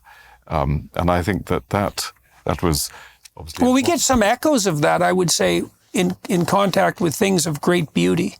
The European cathedrals are like that. I was in one in Vienna recently that had 3 floors of plague bones underneath it. And so it's this magnificent structure, too much really, when you walk in, and it's overwhelming in its power. And to see that, you know, people sacrificed hundreds of years of effort under conditions of extreme privation to build these magnificent buildings, and then to go underneath and see the layers and layers and layers of catastrophe and death that's been erected on. It's too much, right? It's just too much. And that's just an echo of what is too much in the most fundamentally absolute sense. It's just a pointer in that direction. People are terrified of beauty for the same reason. You know, I've watched people respond to art. I had a lot of paintings in my house at one point. They're all coming back now. Like 300 of them, you know, it was just paintings everywhere. And people would come in and say, well, why would you want to live in a museum? And I'd think, well, that's exactly where I want to live. Why would you not want to live? But it was too much. The paintings, a lot of them were paintings of warfare scenes, and they were beautiful, but they weren't nice. It wasn't elevator music, you know, and you look at those things and they shake all the weakness off of you if you look at them long enough. And that's very frightening, especially if there's lots of weakness, and there definitely is. So it's interesting, is it not, that in our culture, where you might say there's been a systematic ideological process of desecration, that there's also been an aversion to beauty. Yeah, I mean, that's not accidental. The philosopher Roger Scruton. Generica, right? Yeah, the spread of, exactly, the spread of these cookie cutter suburbs everywhere that have this they're efficient in some sense and they're convenient, but they're just hideous. And they have this very short-term element. And you see this contempt for that too. It's really terrifying to see it in Europe, because as a North American, especially Canadian, going to Europe has this element of pilgrimage to beauty. And I saw this in Edinburgh in particular, although they're fixing it. Edinburgh, the whole downtown core, 1 square mile is a UNESCO World Heritage Site, and no wonder, because Edinburgh is it's beautiful. And then intermingled with these mostly Victorian buildings, if I remember correctly, were these hideous catastrophes erected in the 1970s, this brutalist, modernist abortion, these giant middle fingers, to the entire context. And to their credit, the people of Edinburgh are tearing them down. And my mentor, Peter Berger, has a notion, signals of transcendence. Mm-hmm. Some are positive, beauty, or C.S. Lewis, surprised by joy. Mm-hmm. Some are negative, like the Auden one. This, to me, is the ultimate signal of transcendence ever. Because if you look at burning, it must end in ashes. And you can't look away from fire either. We Nothing are the lasts, apes who couldn't look away changes, from fire. You can't step in the same river twice. If you just go that way, you'd end up with a Hindu view of Maya, and the world's unreal. And yet, no, here's something burning, but not burned up. Right, that's us, man. No, there's something beyond us. And he's arrested. He sees it, and then he seeks for the explanation, and immediately he encounters the Lord. And that's why, Dennis, the Jews themselves are the ultimate, because of your survival. Despite persecution, you shouldn't be here. Some shouldn't. You know what I'm saying. Just forgive me. I shouldn't Now have you're in allowed trouble. that out. Yes. Now you're in trouble. I'm thinking of Trotsky and the like. I just, there's some Well, to jump unimpressive Jews. To jump from the Hebraic to the Hellenic, that's not far off the way Plato uses the image of fire in his famous image of the cave in Book 7 of the Republic. The flames are flickering, but that's not all there is. There's transcendence beyond. There's the sunlight, the stable, timeless sunlight outside the cave, which the sort of chaotic fire of the sensory world and the fickle world, the ever-changing world, but it's a signal of transcendence, as Berger puts it. And it's a sort of interesting sort of consonance there. Well, fire is also this mysterium tremendum and fascinans that you described, because I think biologically, and I'll think about this from an evolutionary perspective, we're all descendants of the first proto-human chimpanzee analog who absolutely 100% could not stop looking at fire. Right? And fire is absolutely fascinating to human beings. It's so interesting to watch people around a campfire, for example, where we feel at home. We gaze into the fire, and the fire seems to me to be something that escapes what's called latent inhibition, is that almost everything we see after we've seen it multiple times, we see as a representation of memory.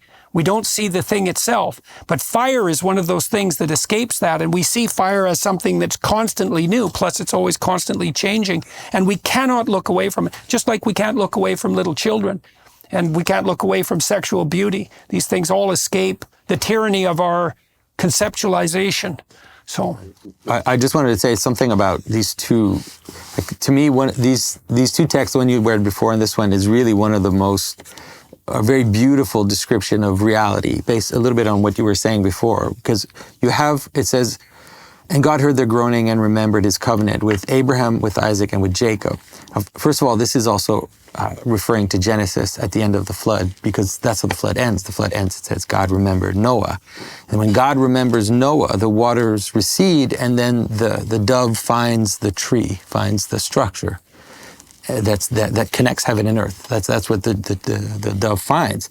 And so you have this verse, but right there it says, he remembered his covenant with Abraham, Isaac, and Jacob. And for the first time, you have this hierarchy again coming back, saying God is already giving back the identity to his people. He's already saying, it's not just God and chaos. It's there's this whole story that's there, and he's going to give it back to his people. And then Moses, so Is that Jacob's ladder? Do you think is that the definitely same imagery? it's definitely that Jacob's ladder, the intermediary mountain, and the tabernacle itself. When we get to the tabernacle, you'll see it's a representation of Moses' mountain itself, or the mountain of paradise itself. So then Moses, right after that, you have Moses. What happens? He comes out of the desert, come to a mountain, and in that mountain now he sees this flaming bush. He has to remove his sandals. He enters into the sacred space. The sacred space is the text. At least I know St. Gregory of Nyssa really insists on how the bush is a bramble bush. It's a thorn bush. And that's you can see that's the fullness of everything, because the thorns are the consequence of the fall.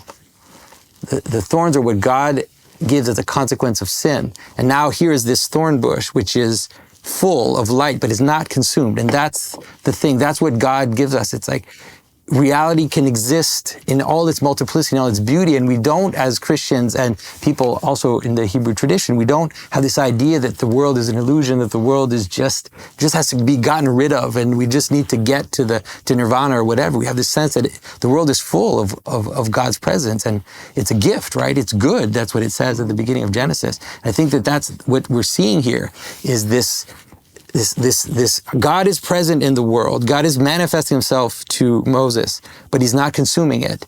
It's continuing to exist even in its participation in God. Now I read that so Moses has to take his sandals off to go to do this. I read that that's also his, and this is on commentary on the Torah, that he was foregoing any claim to ownership of the land upon which he stood. There were ancient Hebrew traditions about taking ownership of land that had to do with being shod. And so to take off the shoes meant to approach the transcendent in a humble way with no claim to possession. And that seems to me, and the shoes, of course, are symbols of identity. Tammy, my wife, she had dreams all the time where shoes represented her current identity. And so, all right. And the angel of Lord appeared to him in a flame of fire out of the midst of a bush. And he looked, and behold, the bush burned with fire, and the bush was not consumed. This is at least a great mystery. And Moses said, I will now turn aside and see this great sight, why the bush is not burnt. And when the Lord saw that he turned aside to see, God called unto him out of the midst of the bush and said, Moses, Moses. And Moses said, Here am I. And he said, Draw not nigh hither. Put off thy shoes from off thy feet, for the place whereon... By the way, the only redundancy in God's entire dialogue in the Bible is... Take your shoes off your feet. And so just why... a cute, meaningless point, but I've always gotten a kick out of it. Where else are your shoes if not on your feet? From off thy feet. Yes. Like where else? Right. Just take off your shoes would have sufficed. Is that in the Hebrew? Yes. Yes. It struck me as a kid. Where else are his shoes? I don't. Well, it also means I think that God is insisting that in some real sense Moses stands unprotected and naked in front of him, and because to take off your shoes is and to reveal your feet, that might account for why that emphasis is there, right? And so it's the feet and not the shoes. Yeah. And the shoes are definitely, they're a fundamental element of culture. And they shield us from our contact with the ground, but they also, in some real sense, elevate us above the ground, right? That's the danger of shoes. We're no longer in contact with the earth. There's a lack of humility by putting on those garments of skin, and we feel invulnerable in a way that we're really not. I think the best way to understand this text is as a return to Eden. Mm-hmm. And so in order to return to Eden, he has to remove his garments of skin. Mm-hmm. And it's like, but what's crazy is the surprise. It's like he removes his garments of skin, and the surprise is to see the thorn bush in flame. It's like, what a crazy mystery. Like, what a... Well, and that's an echo then, too, of the notion that in order to encounter the transcendent in the most real sense, you have to absolutely at 100% accept your naked vulnerability. And you think, well, that's self-evident when you think it through, because how else could you adapt to life in the most fundamental sense without simultaneously accepting the fact that you're ultimately, naked and vulnerable. Mm. You're ultimately that, because you're prone to insanity, you're prone to tyranny, and you're prone to death. There isn't any more ultimate on the human plane than that. And so if you can't adapt to that and accept it, then you can't adapt to or accept life. So... You think that's a big reason, any of you, why so many people have rejected God? They're not prepared to accept their vulnerability? Oh, yes. I don't know. I'm truly asking. I had not thought of it in this way. Well, I think that the rejection, in some sense, of the travails of the saints and the prophets and the crucifix is definitely, it's rejection of the catastrophe of mortality. Because all of those traditions call on us, and you see this as a clinician. One of the things that clinicians learned across all the different schools of clinical psychology was that the more radically you accept the necessity of confronting what you're terrified of and wish to avoid, the higher the probability that you'll move forward and recover. And we don't know the limit to that, right? And the Christian question, in some real sense, is the limit to that. It's like, well, how deep into the abyss do you have to look? And the answer is not only into death, but beyond death, into hell. Because if death is what terrifies you the most, you know nothing about hell, because there are many things worse than death. And so the call is to gaze into the abyss as far down as it goes, and that's all the way to the bottom. But that basic state of vulnerability, of fragility, it does conjure up a sense of finitude, I think, in the human experience. Finitude and dependence, and a sense of lack, a sense that we are not, in the end, masters and captains of our soul, that we require an orientation to something greater, something on which we do depend. Finite, yeah. right? Absolutely. And also, I think we have a particular crisis at the moment. I think we can see this in the universities with the so-called mental health crisis. And it's linked to this assumption that human beings should be happy. And if they're not, there's something wrong with them.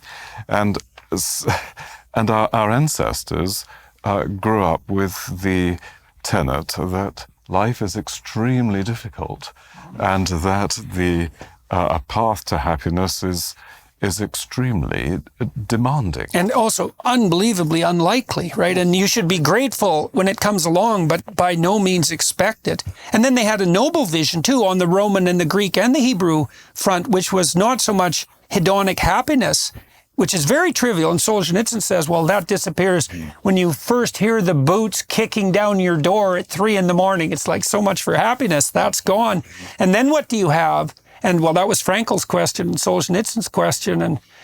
And part of the answer to that is, in the face of privation and terror and tragedy and malevolence, you have the great adventure of your life. And one of the things that I think is true is that you find that adventure in truth. Because truth is an adventure, and it might be enough of an adventure.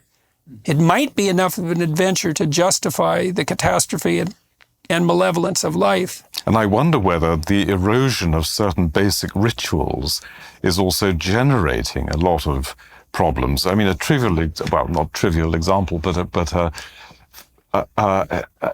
one that comes to my mind was a death in college about 20 years ago of a brilliant young student who was hit by a car crossing the road in the college.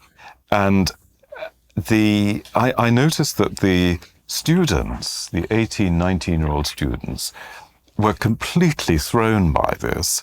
And partly it emerged they hadn't been to funerals. Their parents hadn't taken them along to funerals. To shelter them. To protect them from suffering. And they'd say, as good parents, they would not allow their children to be subjected to funerals as if the funerals might be damaging them. Now, what I noticed was, in fact, that you had adults, young adults, highly intelligent adults, who were completely disorientated and distraught by death. And I think to some extent because the ritual of funerals... Well, there's no container for it. Well, my wife remembers when she was 5, her grandfather died and they didn't take her to the funeral. Now, my wife's parents, by the way, were very good at fostering independence, but they didn't take her to the funeral.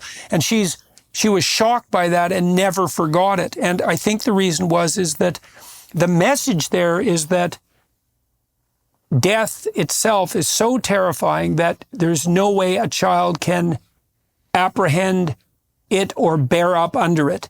And that better not be the case, because that's life, death. And so if that's the case, then life is too much. And so what you do is you bring the child to the funeral to show that. So when my wife's mother died, we were there for her death.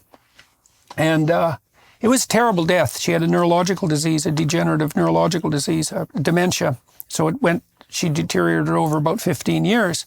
And first of all, her husband rose to the challenge. Man, it was something to see, because he was sort of a man about town, but when the chips were down, God, he was there. And it was something, man.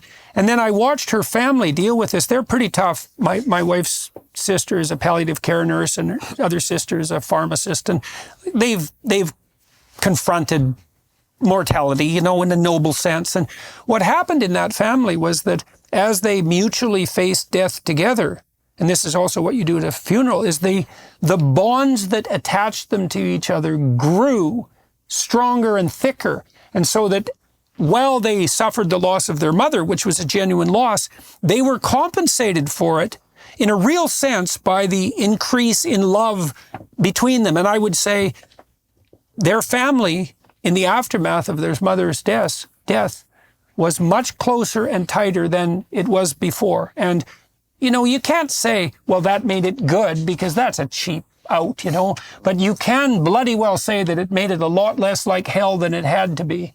And so these containing rituals, your children are a lot tougher than people think, and you need to take them to a funeral so that they can see that the adults, I'm going to be like Dad, and look, he can stand up in the face of death, maybe even in the face of the death of his father, and he can still move forward. And God, you better learn that, because it's coming down the pipelines.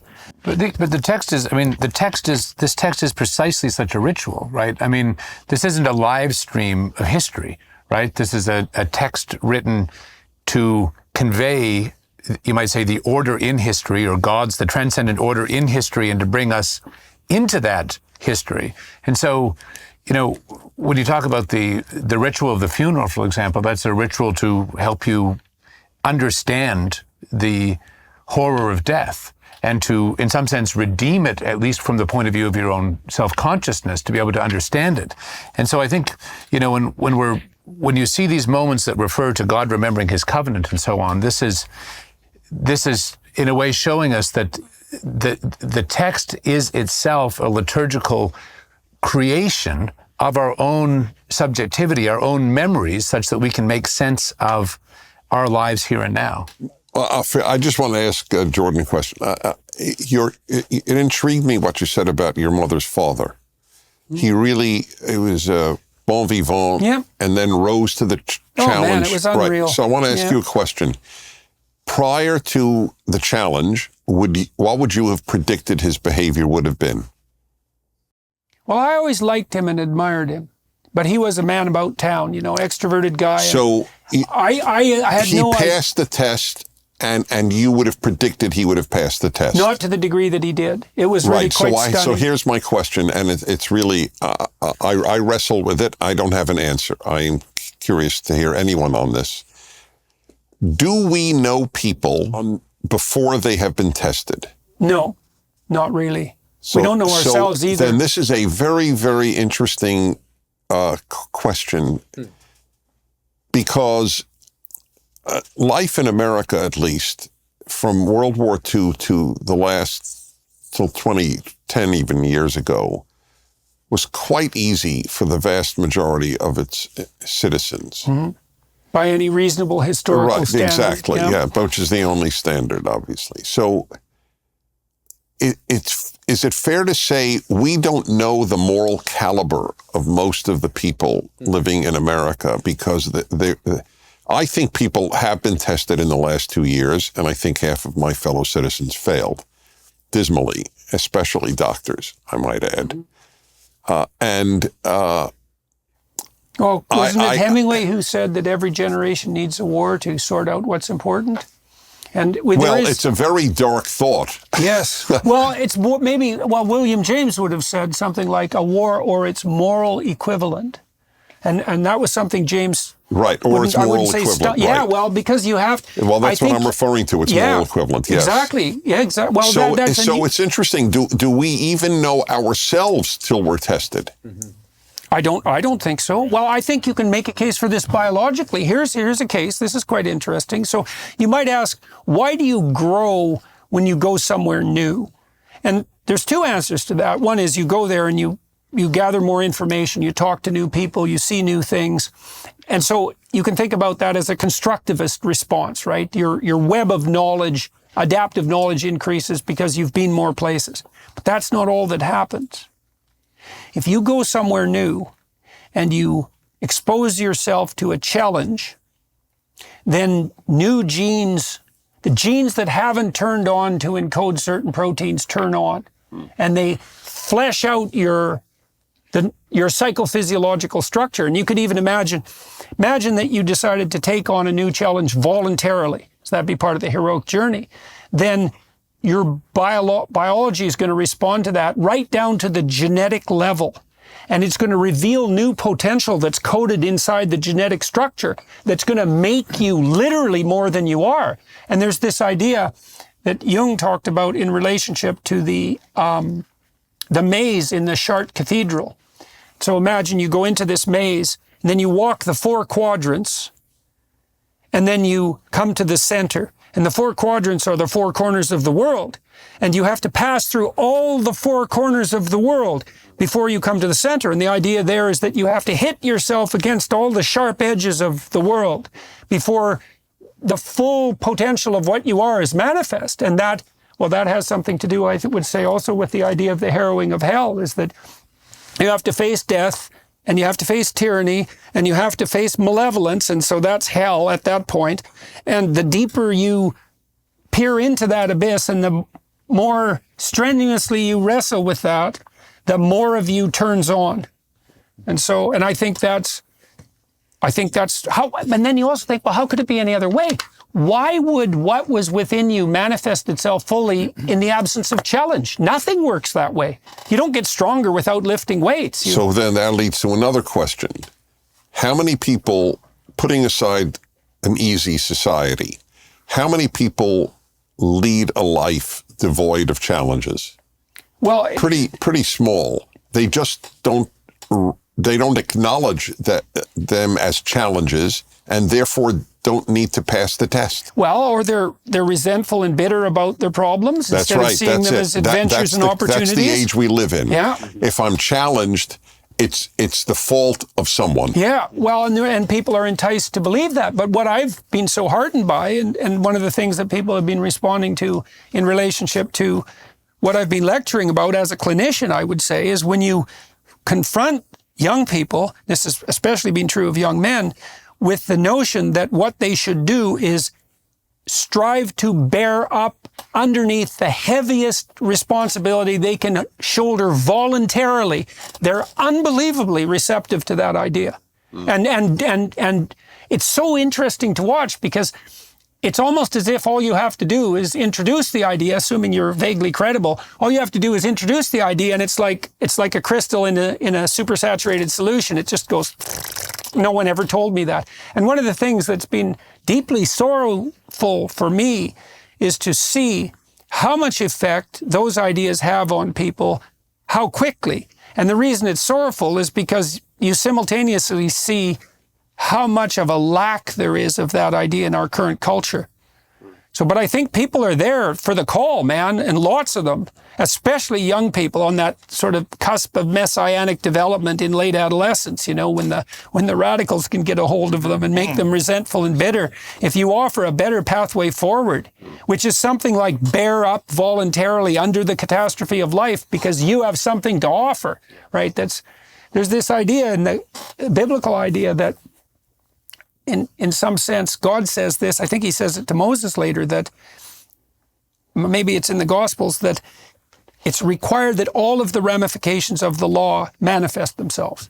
It's like a holy requirement. And the idea there is something like, and this is a really terrifying metaphysical idea. It's like, why is there suffering in the world? Why is there malevolence in the world? Well, maybe it's because we're not all we could be. And maybe it's incumbent on each of us, and I really mean each of us, to reveal everything that is within us. And if we revealed everything that was within us, and that would happen as a consequence of this voluntary ethical striving, if we revealed everything within us, God only knows how much hell we could dispense with. Because we have no idea what things could be like if everyone was 100% aiming up. This might be, forgive me for, I just want to say this is so important, I think. So I remember in high school, I started an anti-cheating campaign in my grade. And I remember vividly, this is really triggering things in me. The biggest reason I had cheated on some tests in elementary school. But the biggest reason I didn't in high school was God was not particularly involved in my decision, which he would have been more so later in moral decisions. I wanted to pass the test of not cheating. Mm-hmm. Right, right. And I'm just thinking, literally for the first time, maybe that's another good method of getting people to do what is good. Pass tests. Mm-hmm. Past challenges. Yeah, well, you know, there is speculation. Yes. You know, there's this, obviously, this scene in Job where God bets with the devil, which is a hell of a thing to do. It's like you're going to bet with the devil, and the idea is that you can tempt Job out of his moral position. And what's God up to? And I had a vision about that at one time, about God presenting man with the most vicious adversary possible. And you might think, well, why would someone do that? And the answer is something like, well, if you know that the entity that you're setting the forces of hell against, in some real sense, can triumph over that, then the positioning of the adversary is actually a call to a greater good. And I think, I can't help but think that that's correct, because I can't see how what is best can be called out of us without us being confronted simultaneously by what is worst. But I hope I'm not being pious, Dennis, by saying that's important, but it's a kind of mid-level test of growth. So you've mentioned responsibility, or reaching our full potential of who we are. You can do that in various ways, but many of them are truly, some self-help goes some way towards that. Mm-hmm, mm-hmm. I think what you see here, the call of Moses or the call of Abraham or the call of lots of people in the Scripture, the highest responsibility of all is responding in faith to God's call. Mm-hmm, right. By definition. By definition, the highest fulfillment. I actually dislike my own name intensely, but I was named after a writer whose most famous book is called My Utmost for His Highest. Right. And that's right. What that's the proper call of the church. That's calling. Mm-hmm. Right. And I don't think there's any You've written a book on calling. Any higher version of that. Well, and here's something that's relevant to that too. So I know neuropharmacologically, I studied pleasure as a biological mechanism, and the intense pleasure that's associated with joy and enthusiasm. So enthusiasm is to be filled with God, theos, and theos. It's to be filled with the Spirit of God. You do not experience joy as a consequence of achieving a goal.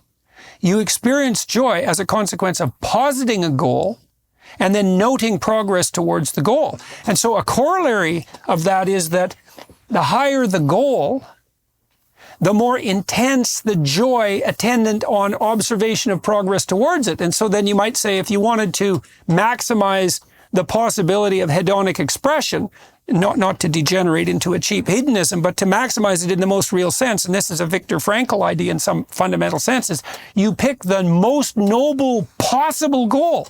And that's the mountain, that's service to God, again, by definition, right? Because it's service to the highest thing, whatever that is. And then that opens the door, that does literally open the door to it's a precondition for the experience of joy. And so these people who are depressed and anxious and miserable, part of the reason for that is that their ethic is scattered. Their goals are diverse and low level. There's nothing beckoning in the distance. And so they can't see progress because there's no progress, and certainly not progress to a superordinate goal. So there's actually no positive emotion. And that's technically the case, because the positive emotion system is a calibration system that produces navigation orientation towards a destination point. That's literally how it functions. So I think you just described the whole book of Exodus just right there. Like that's Right. really what Exodus is. Right, well, that's like the journey to the scattered promised land. mixed Yeah. multitude that is gathered into, and you can experience that in yourself as much as in a people or in anything actually functions that way. And that Anything is you can where identify. where there is no vision of people perish. Right, where, exactly. Where other cultural norms are so degraded. It's also the danger of dispensing with an ideal, because the problem with ideals is that every ideal is a judge. So the ideal of beauty is a judge, because who of us compares to the ideal beauty? And the answer is no one, and we all know it. And so the ideal is a catastrophe in that sense. It's a raging right? fire that can consume you. Yes, exactly. But if there's no ideal, there's no goal. And if there's no goal, then there's no joy. And so what are we going to do? We're going to dispense with our ideals so we don't hurt anybody's feelings. And what we're going to dispense, well, that's exactly what we're being called upon to do. And so we're going to abandon joy. And unless you have the ultimately judgmental ideal, it's so perverse. Unless you have the ultimately judgmental ideal, there's no precondition for joy. But God. back to Stephen's thing about the funeral and the reality, the history. In other words, psychology and lots of things, you can throw incredible interpretive light. But the highest thing here is that God is the actor in this, and it happens in history. So the surrounding nations, all their festivals were festivals of nature, spring and so on. The Jewish festivals are festivals of history. And they're taught to follow them as if they were there, maybe centuries later. In other words, you've got to keep always that history is the decisive thing here, and in light of history, you bring in psychology. I happen to be trained sociology, bring it in. But history and meeting God, you're into pretty heavy philosophy. Yeah. You see here, too, that what's put in the highest place, which is so fascinating, is the spirit that calls you to freedom out of tyranny, right? As we said before, even if it calls you into the desert to begin with. And so it's quite the conceptualization of God, is that part of whatever is to be properly put in the highest place is exactly the spirit that calls you out of tyranny. And so, all right, well, let's finish off this chapter. And he said, "Draw not nigh hither." This is God talking. "Put off thy shoes from off thy feet, for the place whereon thou standest is holy ground." Again, I'm reminded of the fact that this is likely something like a call to humility. I was looking at the Sermon on the Mount the other day, and Christ says in the Sermon on the Mount that those who are poor in spirit are blessed. There's many people who are blessed, but the poor in spirit are blessed. And the question is, what does that mean? And it means something like those who have been brought low enough to be humble enough to be ready to receive. And I think that's what's being echoed here, is that that's part of the reflection of Moses' That's the best nakedness. explanation I ever heard. Well, thank you.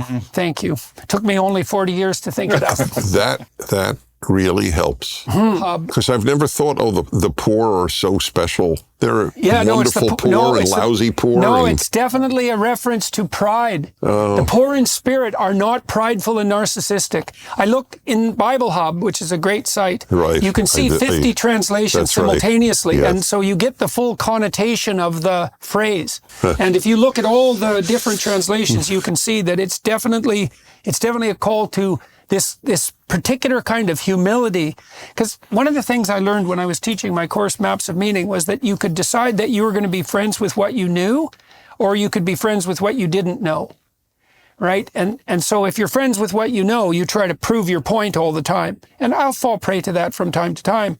But once you realize the depths of your ignorance and you think, well, what I don't know is inexhaustible, and my troubles are inexhaustible, So I better have an inexhaustible source to call on, and I can certainly call on the inexhaustibility of my own ignorance. And it reverses everything, because all of a sudden the fact that you don't know is actually your greatest hope, because there's always the possibility that if you lowered yourself, Jung said, modern men do not see God because they do not look low enough. It's so brilliant.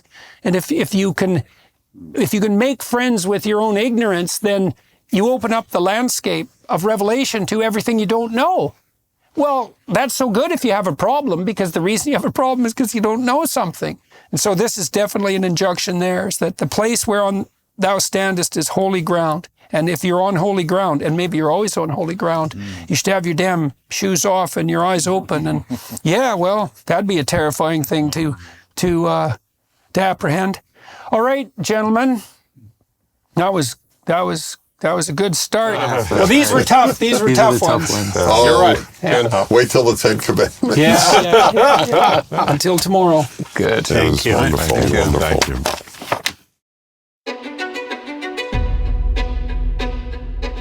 You could imagine in some sense that what Moses is having here when he encounters the burning bush is something like an aesthetic experience, right? It's profoundly attractive, at least. Perhaps it's not beautiful, but perhaps it is. And so that beauty is calling to him and calls him into a relationship that then transforms itself into something transcendent. But he's also prepared for that characterologically. The killing of the Hebrew children, you have to understand it almost as if they're all dead, except for Moses. All the males have been killed except for Moses. There's just one. It's a reduction. That's right. It means his equal. It's never translated correctly. Right, The right. Hebrew is a helpmate who is equal to him.